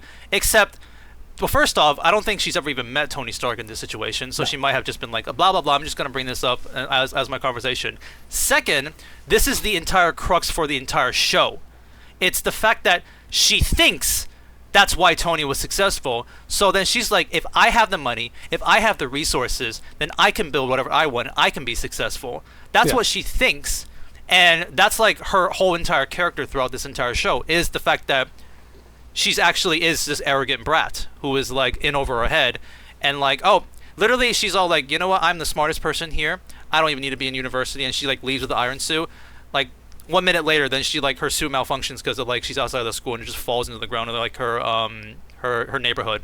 That's how the show starts. And that whole motive of her being like, as long as I have the resources, I can be the next Tony Stark, is her entire like route to what like kind of leads this show to her like downfall. What's weird is this takes place after the movies, right? After so Black what happened to Panther her Wakanda 2? connections? Yeah. What happened to that? They brought that up a They little. could just make her suit. It's not the best explanation, but okay. That's like the weird part about these shows is like they want to exist outside. And just to be fair, the Spider-Man films made this mistake too. The Tom Holland Spider-Man films. They wanted to make like that first Homecoming kind of feel like an inexperienced Spider-Man, kind of like it's like, you know, his origin, but you learn in Civil War he's been Spider-Man for a bit already. So they, for a while, so like even that film made the mistake of like ignoring the previous film he was in. So this show does something similar where it's like trying to show us the origin of Riri, but she clearly is already super intelligent enough to make an Iron Man suit. We saw her do it in Wakanda forever and stuff. So yeah, that's not an issue with the show. What do you mean? Like because she already has an Iron Man suit. What's she trying to make? She is making that. Did she bring that Iron Man suit over? But she already has destroyed? it. Didn't that? She could just make another one. Wakanda has endless resources, and they like her personally. So that actually, I would say, is a little bit something the show doesn't do. She could also sell the patent for the AI and become a billionaire instantly. That's the funny part of the show too. Like she's trying to find so many ways to make money and like get funding, but she has this really advanced AI that she could just sell to a billionaire. Like they would want it. She could patent it and make billions. Like so for her motivations, it's sort of like I guess.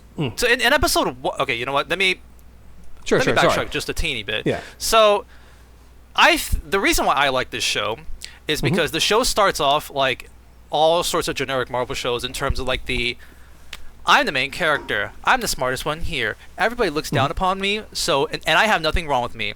Captain Marvel. That's one of the things that people did not like about that movie is the fact that Carol doesn't really learn anything throughout the entire movie. It's everything around her that's wrong, and she has to go fix it. She really barely has any arc because she's Miss Perfect. Yeah, her only arc is believing in herself more. That's her arc in Captain Marvel. I believe in myself even more than I already did. And I feel like She-Hulk was maybe setting that up. Like there was a setup for it where she would be proven wrong. The whole where she like does basically the sexist diatribe against Bruce, who clearly had it worse than her, but she doesn't see it that way. But then some people be on her side because she's a woman and whatnot. But never really get to that point. I feel where they don't bring that up ever again. Yeah, like there was setup for it. And maybe that was going to be the way it was going to go at some point, but maybe they thought, let's do the big dumb fourth wall break ending instead of having her actually face up to the fact that she's a terrible person. There is some of pure power fantasy. There's a bit of it that towards the end when she's in the dress at that big event, and then she has a rage moment, but it's not really fully capitalized on. It's a bit there, but it's not quite there. So are you saying that this show does that correctly, or let me just kind of summarize. Let me keep going. The beginning of the show is literally Riri being like, oh, if I had the resources, if I had the money, then I could build like an amazing iron suit. But because I'm just like this young little teenager who just got kicked out of college, no one's gonna trust me. No one wants to fund me. So, this is where the Hood shows up and kind of was like, Riri, I see you. I see your ambitions, and I see how people don't look up to you. But if you work for me, we can be Robin Hood. We can go steal from Robin the rich, in the Hood. give to the poor, and Robin in the Hood. Because there's that show, yeah. We can be. This is like how you can make money for your suit, your ambitions, because it's like, the word they use is like, because she actually has multiple like small motivations when talking about because people bring up why do you build the suit basically because we established from the beginning how she just thinks Tony Stark got successful because he's a billionaire, so in her eyes she just thinks like if I have money then I'll be a billionaire, so let's do crime like that. She literally gets sucked into that group and does crime with them because she thinks I gotta do this in order to become successful. That's the premise of the show, and the show starts off like quirky, like she's just doing these little things and having like these little moments, but like yes, she's literally doing crime, but it's it's Robin Hood, it's like she's giving the middle finger to Elon Musk. It's totally fine. It's all good. Maybe your group is a little shady, but it's all fine. Those are the first 2 episodes of the show.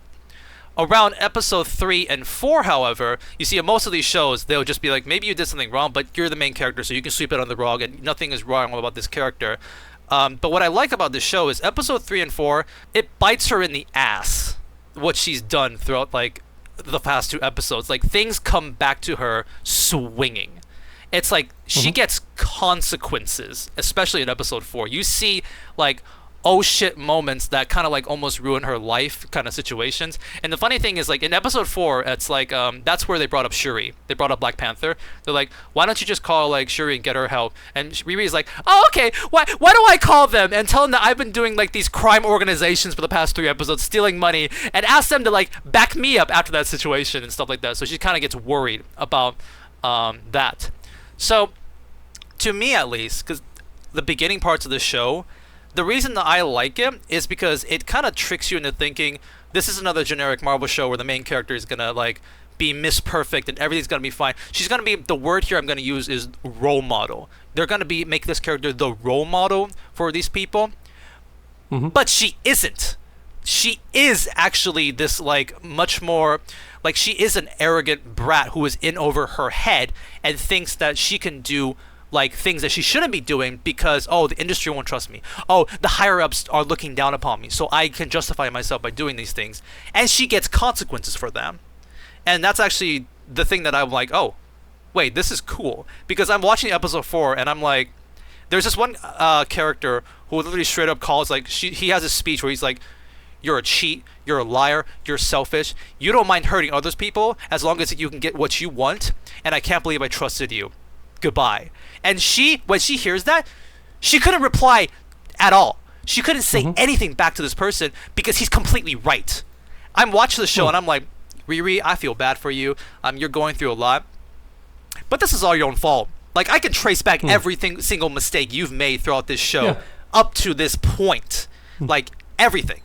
And that's kind of why I'm like, cool. Like, there actually are consequences for this character. Like, there's actually some room to grow for this character. They actually dare to make the character, I don't know what the word to use, like, dirty. Like, you know what I mean? Like, because I feel like a lot of Marvel characters are like, oh, pish posh, it's like all good, like these kind of characters and stuff like that. But not for her. A lot of the like, new ones, maybe, yeah. Yeah. Because even Iron Man was wrong at the start. He had a huge flaw. Yeah. That's the thing that I brought up. There's a lot of stupid conversations right now. I remember after one of the episodes, people are like, Tony would never kill anybody, unlike Riri. Like, what a terrible character. Tony would never do that. And people were like, are you fucking kidding me? Like, why would you do this? Now people are being like, yeah, what was that? Are we sure you want to bring that up like that? I mean, what was the last thing Iron Man ever did? He turned Thanos' army to dust. Like, he killed thousands. They don't count because the aliens, whatever. Okay, remember that time in the first movie where he punches that guy? In the first movie! When he punches that guy and he flips into the air and, like, whacks his head on the concrete and there's a blood splatter? Or when he busts out the flamethrowers when he comes out the cave? Like, yeah, Tony kills a lot of people. And that's the thing, is when a bad argument comes out, even if there is a sliver of a point there, it's very easy for people to then go, your entire argument is valid because you went about this in the wrong way. Iron Man killed a lot of people, therefore everything you're saying is stupid. And it's why a lot of people are really bad at arguing online, because they make these stupid, broad statements that make it very easy for people to just disregard everything. It's like when you go, okay, I don't like the thing you're doing. You're a piece of shit, you're a scumbag, you're a this, and this. It's like, well, they're going to ignore what you're saying, right? Yeah. That's the unfortunate thing about the Ironheart show, because I feel like when most people talk about this show, it's like, most people haven't even watched it yet, but they already like determined, like, you know, it's like, oh, she did this, and it's like, no. That's the thing. It's like, they're tarnishing Tony's legacy, and it's like, in that exact same episode, the Hood makes fun of Tony, and Ironheart's like, well, you see, Tony has contributed too much to society to actually be like name dropping him like that. Like, she straight up defends him in the same episode, but it's like, this is how I would say why I enjoy the show. It's a show that starts off like, I look at these traits about Riri. It's not all bad, but there's also just definitely things that are like, this is definitely like bad. It's kind of like when Captain Marvel stole that motorcycle and she just got away with it. I felt like the show has that in the first 2 episodes. Like, she actually blackmails this one person, and the show treats it like a comedy moment. Like, haha, it's like she's blackmailing him. It's all quirky and fun, but then it like bites her in the ass like tremendously later on. It's like, oh, there are consequences to this action and stuff like that. She like goes through a lot of struggles, and like she has to like somehow like fix the situation around the later half of the episode. And I'm like, oh, I like this. I like seeing a character actually struggle. And this is just me talking about the show on aspects that like I liked without really spoiling some of the later half things, because yeah, I'll save that for now. Do you have anything else you want to bring up, Dog? No, I mean, that sounds fine. I mean, I have to watch. I guess I'd have to watch the show myself to see if they even. Because sometimes we see shows a certain way, but it's not actually conveyed that way. I don't know if the show actually treats her as the villain, except for that those couple of times, or if it does actually have her be the villain the whole time. I don't know. I have to rewatch it, or I have to watch it for the first time. I mean, actually. Yeah, the thing. I watched the critical drinker review. It is what I mean. So rewatch in the sense like watch it for myself and not the review. Though I don't own Disney Plus because I hate Disney Plus, so that's the only issue. I have to steal someone's account. The thing is also, it's like when the show came out, people were saying, oh my gosh, this is gonna be Miss Perfect, gonna replace Tony Stark. But now that the show ended, people are now being like, oh my gosh, they turned her into a villain. Oh, she's just nothing but like ruining like and stuff like that. And I'm like, what do you want then? It's because like I will say I went into the show expecting this to be like a hero, but I did come out being like, this is much more like, she is not that much of a hero. It seems like this is more complex than that. Without getting into spoilers, because I'm just gonna say this in the most vague way possible.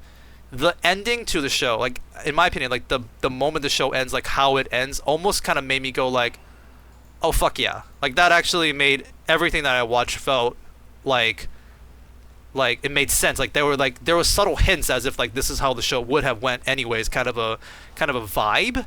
And some people were like, I guess they didn't like some of the more darker things about the show because of the implications, but I'm like, wait, this is great. I like where this is taking this character in a way. So the way you interpreted the early episodes, the way it was presenting Riri, you expected it to be Miss Perfect, then it turns out no, this show is actually going to like take her to task for her flaws. By the end of the show, do you feel the show has continued along those lines, or did it actually swerve back on itself and go, actually no, we're going to absolve her of these things? Here's the thing, Snake. I can't answer that question because that is the conclusion to the show, is asking that question. And yeah. That's how I put it. Then would you recommend the show? I actually would. Like I would even say it's like better than some of the more previous Marvel shows that, well, that's not like a high bar to say. What would I even say it's better? I think it's like, the thing is, this is one of those shows that gave me the feeling that, like, I guess, like, Snowblind gave me, because it's like, you watch the entire movie of Snowblind, like, okay, sure, that's a fine movie, but then you get to the very end, and it's like, oh my gosh, that explains everything. That aspect about it, like, I really liked. So I don't know if that will be conveyed to everyone else. It's not like there's... I actually do like how they take Riri's character, but I don't necessarily like everything else about how characters go in the show. The Hood does become a little lackluster later on, but I mean, I still think he works as the villain of the show. There are some side plots that aren't as good as other ones. I'll even say this, by the way. The action isn't amazing. It's serviceable in some places, but like, I like the drama of the show, you know? Like that's the part where I'm like, oh, this is seeming like a 6 or 7 out of 10, but like how it goes almost bumps up to the 8. But that's really just for me personally. Like that's how I felt. And I have seen some people kind of got the same vibe as me when watching the show, especially the conclusion to the show. It was like, oh, that's what they were doing.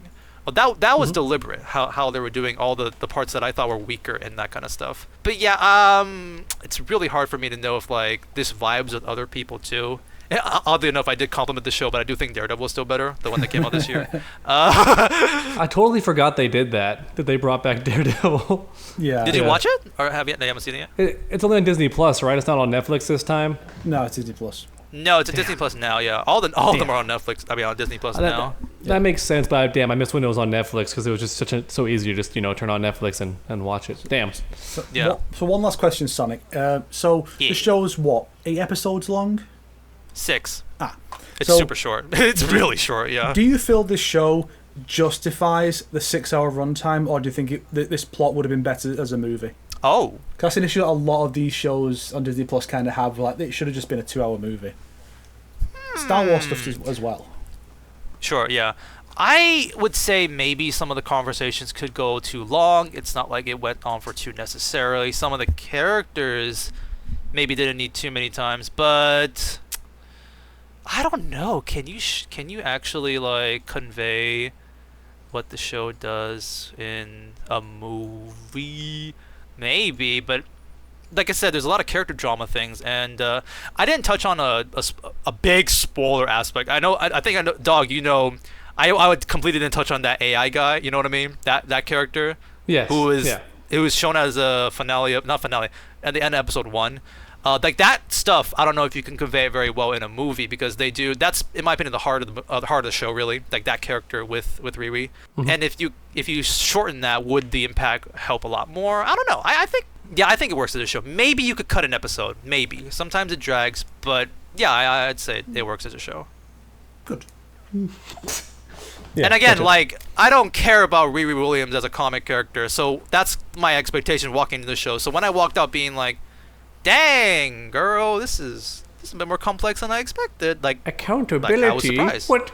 What is this in my Marvel movie or show? What is this accountability? I was pleasantly surprised. Does everybody else in the show get punished too, or just her? Because she's with like a whole gang of like thieves. The gang, they're not super important in my opinion, but you know, because she's the main character in that gang, so she kind. Well, I mean, I guess you could say, I won't spoil it too much, but there are certain characters who kind of get like some things that happen to them. Get but what they fucking deserve. Yeah, but like Riri is sort of the main one, so you kind of see her struggles and her commodities and stuff like that. The one thing I also do kind of like about this show is, despite the comparisons people keep bringing up, this is not a Tony Stark replacement whatsoever. This isn't even trying to be one. This is not like She-Hulk's gonna be the new Hulk. Like, no, she is very different from Tony's motivations, and like as a character, it's like what she goes through is like barely like the only thing that's brought up is like the billionaire part. Like, oh, he's got money. That's why he's successful. But like the question of like people will bring up like, why do you make the iron suit and stuff like that? Like she actually kind of gives like multiple reasonings, but like one of them is it's not as egregious as you see in the comics. Like, tell me something I can't do. She's like, I could build anything and no one would care about me, but if I build an iron suit, then people will notice me. Like, that's one of the beginning motivations, but there's more to it. But I already did, and we're just gonna forget about that. I mean, no one was filming the war, so she wants to build a good suit, I guess. You know, wait, actually, yeah, she wants to like modify her suit to be very good throughout the show. Like, that's why she needs the money and whatnot. It's funny to me how her suit looks kind of like anime inspired too. It's always kind of made me chuckle a little bit. I'm not sure if it's intentional or not. I did not really like it in Black Panther, that design, and heck. And it looks nothing like the comic version either. So I'm kind of like, why'd they do that? I assume to give a personality. I mean, remember, one of the plans was the plan for where it was meant to go was Armor Wars, which I think got cancelled in favor of just an Ironheart show. So I imagine it was meant to be a lot more like a bunch of dudes with the armor flying around, and Rhodey would have been there, and maybe Pepper as a rescue. So they thought, well, we need this suit to stand out in a way from the rest. But now there's less of a need to do that, but Plus, it does make sense. If y'all aren't aware, here's how the it does make sense. Like looks. If a teenage girl was going to design an Iron Man suit, design. It probably would look anime inspired, because she probably would be big into anime, which could have been a really fun way to characterize her.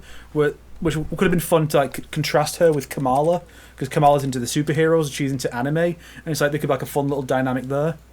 Unfortunately, I'm going to assume that Marvel doesn't get enough of a shit to give Riri a good character, and they probably just made her like lame and woke, and the show is trash. 0 out of 10.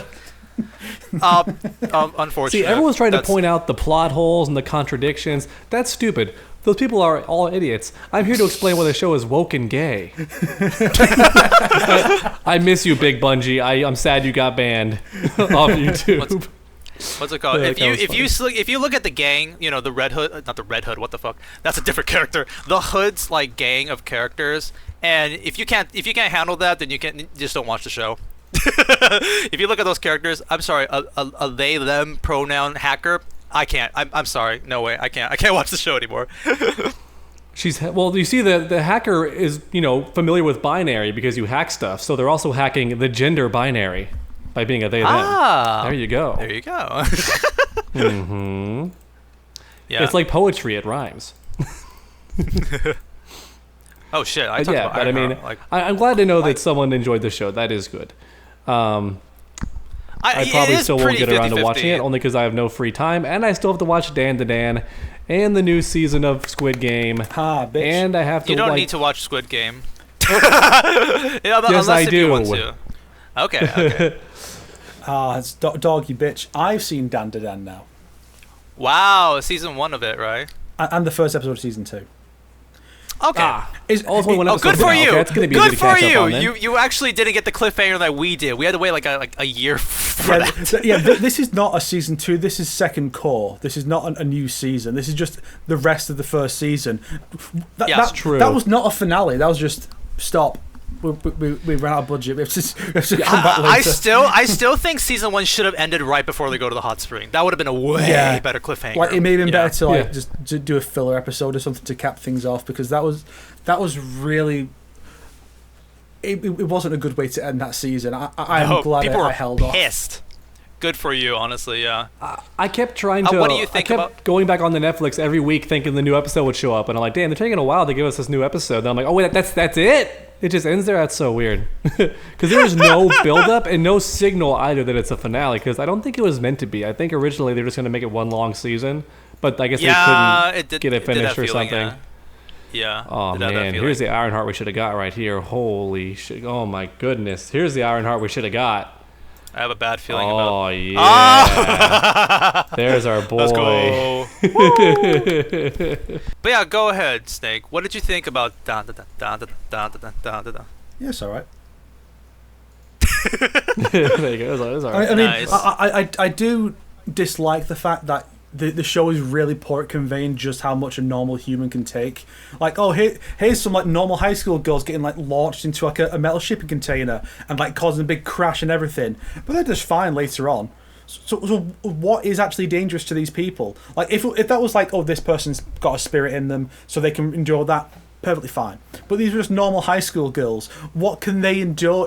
It's not clear. So it's not clear when the actual danger is. Well, I mean, the main characters, they have the spirit, and she's got the psychic power, so that's what they can get thrown around. Are you talking about the pink hair girl? No, I mean when when she and her friends ambush the main girl in the warehouse, and then she throws them off into a bunch of metal trash walls over there. Yeah, like it's not clear. Well, they get knocked out. I think that's the implication. Yeah, but that would like break several bones if that happened actually. So it's really unclear what people can endure. It's something that I think the show could do with it being a bit clearer on. I don't know how you would do that, but maybe just don't have normal high school girls get smashed through walls. Isn't that it? Because every other character getting smashed had powers. Like, that's the only one I can think of. Yeah, that's why that stands out. But so it's like, what can they survive? You know.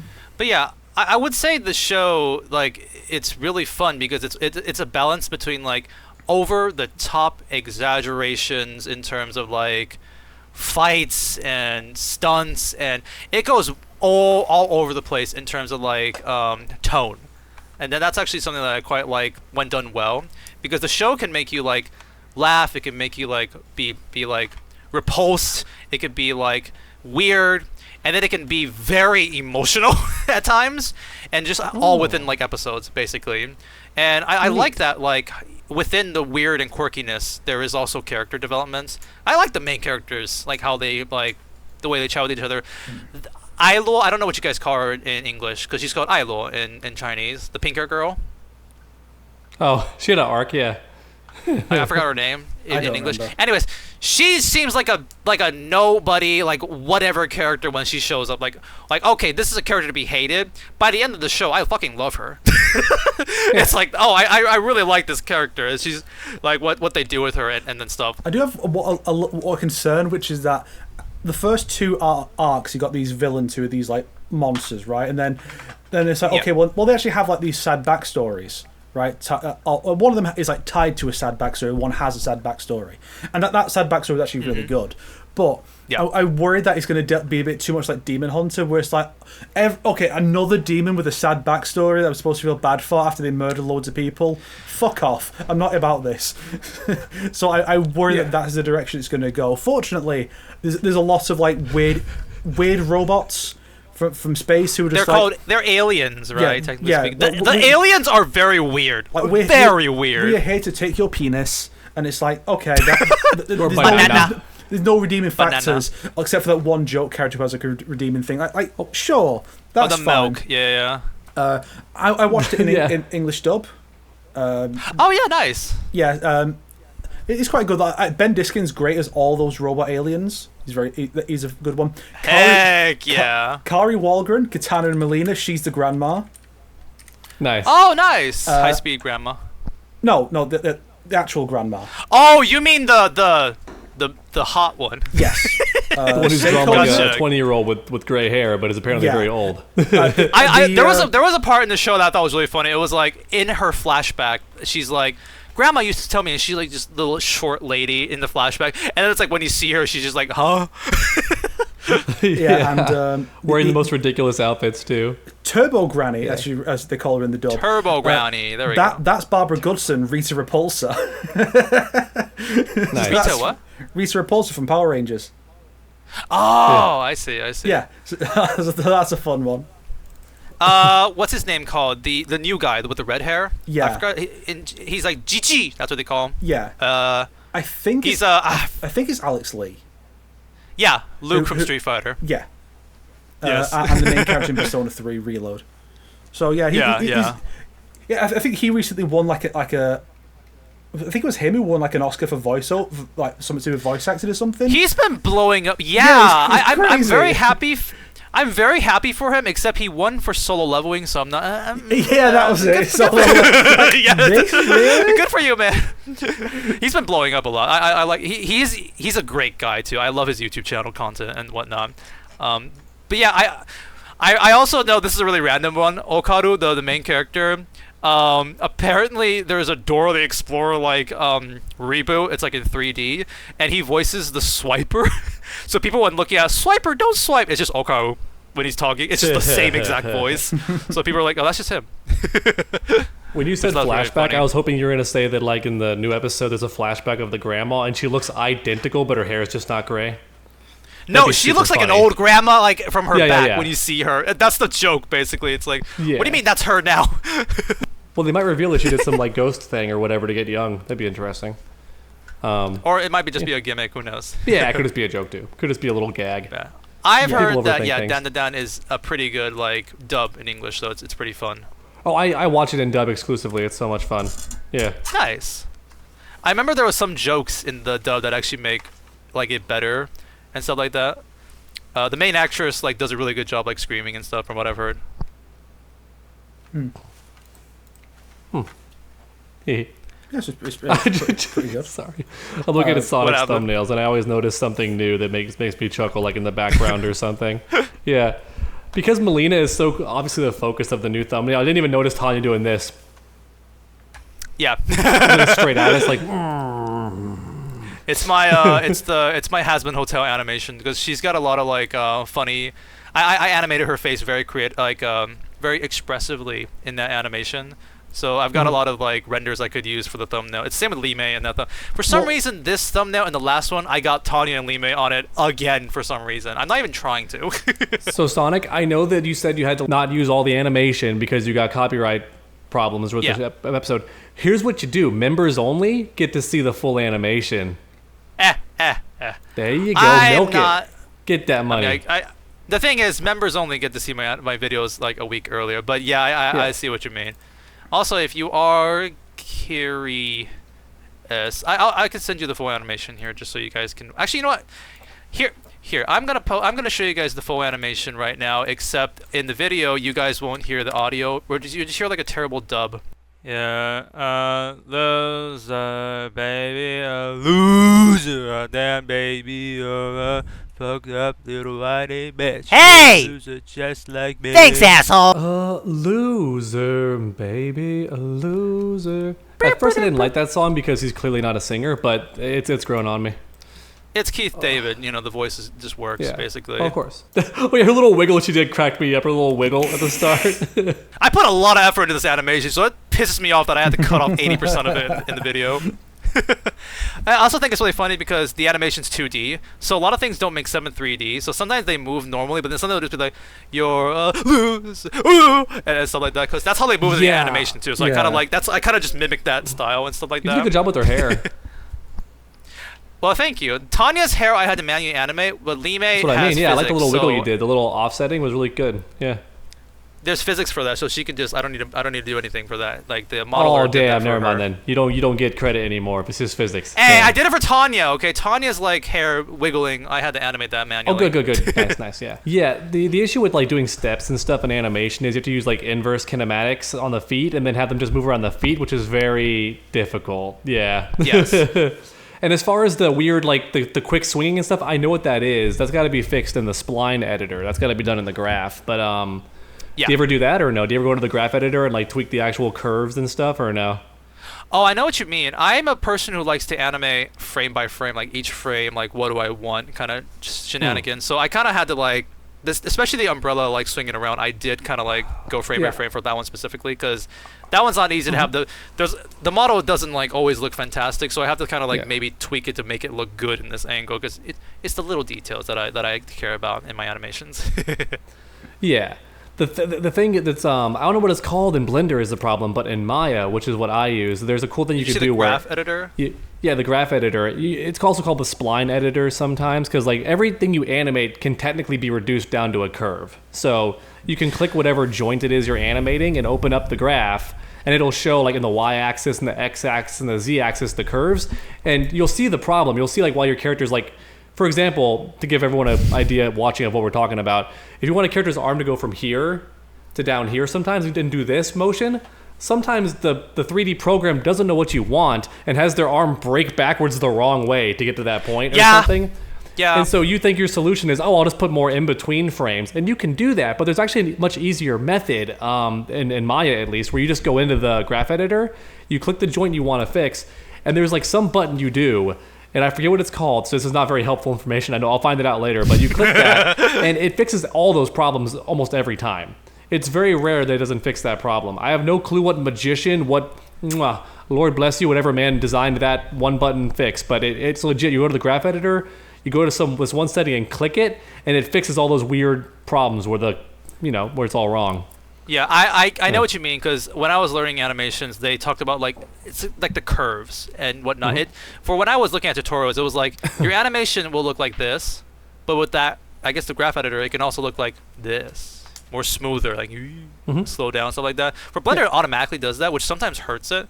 So that's kind of why I like doing, like, if I don't like it, I do kind of like frame by frame fixing. But I really should learn that because it does help out a lot and maybe makes my workflow easier. That graph to make something smoother, or like you said, only controlling the X, Y, Z, like positioning. And it fixes those weird problems without having to like. Yeah, it'll fix like the weird random speed ups and all that annoying stuff that happens. It's very cool. You can even lock it to be more robotic if you're going for that style. You hit a button that makes it all go from curves to just straight lines to every single point. So it'll just be like... Yeah, on default, it does have a bit of a curve. It does a bit of a... you can't get robotic. Actually, anyway, when I do robotic animations... Nerd over everybody. Yeah. I mean, I've been 3D animating, so I'm kind of getting into this sort of things too. But when I do robotics, I deliberately do frame by frame, because then it'll be like, way more fun to do, like way more like chippy choppy, like stop motion when I do the animations. So I literally will be like frame one. I'll animate like every frame, and I'll be making it more simpler and stuff like that. Exactly. Yeah. Nice thing you got there on your microphone, Snake. Yeah, cause I've started rewatching the first season. Just Up, Darling. Yeah, because season 2 just started. So nice. I'm almost done with the rewatch. I'm up to episode like 10 or so. Breezy to get through, so they'll be back into the adventures of this lovely young woman. Very fun. It's not that breed. It's that breed of series where it's like, oh no, it's so unrealistic how this like super cool, amazing girl is just into this like nerdy. Who gives Call a me shit? Something. Who cares? The genre. If it's not realistic, if it's just I think wish it makes fulfillment, sense in the show. It makes doesn't enough sense. matter. Just let I heard people this have one's a bit better though. It's the other ones. It's literally stop having fun. No, I will have my fun with these fun characters. Fuck you. She's kiss great. my ass. She's one of the best anime characters ever made. Fuck you. Suck my tongue. Wow. Go home. It was very funny to watch the internet, like why? Who is this new anime character, and why is she everywhere? And then there was the meme that when another show came out, I forget what it was, but everyone started talking about that show. Yeah. So someone like It was threw like- her in the back, like it's kind of sad because like she like forgot about it as soon as her show was over. Yeah, it's like it's like one after the other. You'd have like Komi-san, Uzaki-chan, Marin, Nagatoro. Sometimes the Shy Girls. Sometimes was Yori. this before or after the Don't Toy With Me Nagatoro? Yeah. It was Around all that area. around consecutively, yeah. So that's like one after the other. That's why it was funny when you see people like who clearly don't know what they're talking about, being like, okay, Nagatoro and Uzaki, they both tease there is like the main characters, right? Then some people lumping Komi-san in there, and it's like Komi can't communicate. That it's in the fucking name. She doesn't tease him. That's like the furthest thing from what she's like. I don't think it's about teasing. I think it's more about that kind of like. No, just, but that's what some people were like. That's what some people said. Oh, really? That's what some people said the show was, and it's like it's clearly not. You don't know what you're talking about. You're just making shit in the show, up. she has a crush on him. He doesn't even have a crush on her. He might, but like she has a way bigger crush on him. So, I think they get together later on, like way later. The show isn't the comic about the fantasy. end, You gotta get the whole. too. You gotta get the whole fantasy. gotta finish the simulation, you know? Yeah. You gotta finish the whole thing. I'm just saying, I still can't get over the fact that Snake said, "Suck my tongue." Like, that part made me go like, what? Yeah, censor myself a bit. Okay, Yeah. I just think... Now I'm thinking about the other insults, and I'm like, I'm starting to understand why those work a bit more instead of "suck my tongue." Fine. Like, suck my foot, I think, makes more sense. Suck my dick. There we go. Are you happy now, Sonic? You babies tell the audience to suck my dick. That's less disgusting, in my opinion, weirdly enough. I'm like, there we go. That's more of an insult. Goodbye, everybody. That's our ending. No, we're not ending it there. Come on. We rambled again. Sorry, guys. This is what happens when fighting games leave us out here without anything to talk about. We have this weird tangents we go on. We spent like 30 minutes talking about Marvel Rivals, for Pete's sake. Which, I like if you that think about conversation. it, could be a fighting game. It's very fun. Think about it. It's called Marvel Token. If I'm playing the thing and just meleeing people, or I'm playing... I mean, is that a fighting game? I think so. All melee characters. There you go. That's a fighting game, right, guys? Think about it. 6v6 fighting game. Never been done before. If Smash Bros. Is a fighting game, if For Honor is a fighting game, then we could argue that Marvel Rivals is a fighting game. If Shifu is a fighting game. That was the funniest one. It's a side-scrolling beat 'em up, and they're still not side-scrolling, but it's a beat 'em up, and they're like, "Oh, it's a beat 'em up, fighting game." It's got fighting game mechanics, but it's a side-scrolling single-player beat 'em up. Yeah. How do you want to end this episode, then, Snake?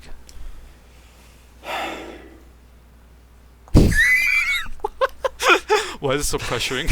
Well, there was this manga I wanted to talk about, but I can't find the page anymore. I've closed the tab and I can't find the name of the series anymore. I'm lost. Help. Dang. You get 5 minutes. Somebody in my comments was telling you, Sonic, to go back to doing YouTube poops. I get that often. Yes. That was to be my. fair, that was one my is beginning. crazy, 27 million views. But like you said, you don't get a dime from it because it's all copyrighted stuff. I made that 10 years ago, and for some reason, it's 27 million views. Yeah, I have no idea. But hey, nah. That was what I used to like doing. So found it, right? So it's, okay. I'll remember to talk about it just because it is a similar kind of thing. Where it's like, oh, there's this like special kind of girl that like is like, energetic with like a normal guy. They befriend each other. It's called Tsumiki Ogami's Not So Ordinary Life. Oh yeah. The titular Tsumiki Ogami is basically it's a world where there's like monster people, and so she's a werewolf. So she's got like the cute wolf ears and tail, and her tail wags when she's Spice and Wolf. Okay, got it. So her tail wags when she's excited. So she like ties it to her leg so it doesn't get in the way. And it's like fun little things about stuff like that, how they cope, and basically like a special school that these people can attend. Could you copy paste the title? Just I want to see what it looks like. Also, it'll be easier because I have no idea. Like, that's not going to be something I'm able to like type. And they so that there's like a succubus character. There's like a lightning dragon guy. There's a vampire who is actually quite shy, but like, all the girls love him because he's got that vampire charm. And you got like the normal dude who just like basically ends up befriending them all. It's a fun little series, and because I've just caught up on it. It's about 69 chapters, so it's a fun read. It's a similar kind of vein to stuff like this, and like Ogami is so dumb. She's very simple-minded, like very very easygoing, but she comes off kind of dumb basically, and it's really fun. Well, that sounds very wholesome. And it's also drawn very funny. I'm not gonna lie. Yeah. That's why I was laughing. She has this like adorable, funny look about her. Yeah. Oh yeah, I see the tying the wolf tail like gimmick there. Yes. Yeah. Like you think that she's being photoshopped here to like look derpier, but that's just how she looks. She got a derpy look. Yeah. And she digs holes at school to like stash her food. And so recently they like finished their first year of high school, and so at the end of the year, like all the stuff's been dug up, and there's just like a big like mountain of stuff that she's buried over the course of the school year. That's funny. Huh. Yeah, and she's always like energetic and up for like active stuff. The art's also really good too. Mm. But is this called like Monster Girl genre? I think so. Like that type of right, like half human, Yeah, half animal type. like- Yeah, the monster girl genre. It doesn't get as in depth as Daily Life with Monster Girls does, and like how they integrate into society, but there is a bit of that. And Okay. so it's kind of a light version of that, but it's not a harem. It's just like the guy, the girl. There's maybe a love triangle in there, but like that's it. Like more of the monster people are boys, though there are quite a few girls as well, obviously, because they're also going to sell better and whatnot. The main focus. I see. By the I way, can understand that. Did the fighting game girl anime come out yet? Where they just like legit play yeah, fighting games and pop off and yell at people? Did that come out yet? Isn't that or coming no? out soon? I don't. No, Yeah. not yet. Because People are like, dude, y'all don't understand. If you didn't read the manga, this is like the craziest pop-ups that have ever been put onto page. Like, ever put to paper. Like, it's the craziest pop-offs in history. One of those years ago, because they're trying to wasn't copy what people in the FGC actually did back in the day, like freaking out and losing their shit. Yeah. So it's like a more intense version of High Score Girl. High Score Girl is kind of another- ass. I'm gonna be honest. That's the one that I was thinking about. Okay, so this is a different one. High Score Got you. Girl, in one episode they played Mortal Kombat, and the main guy is played by Johnny Young Bosch, so he pronounces Raiden the way they do in the games, and she pronounces it as Raiden. Haha, fuck you. I don't know what point she's making. And that's how but we end the fuck you. episode, guys. Thanks for watching. High School Girl's mid. It's not bad.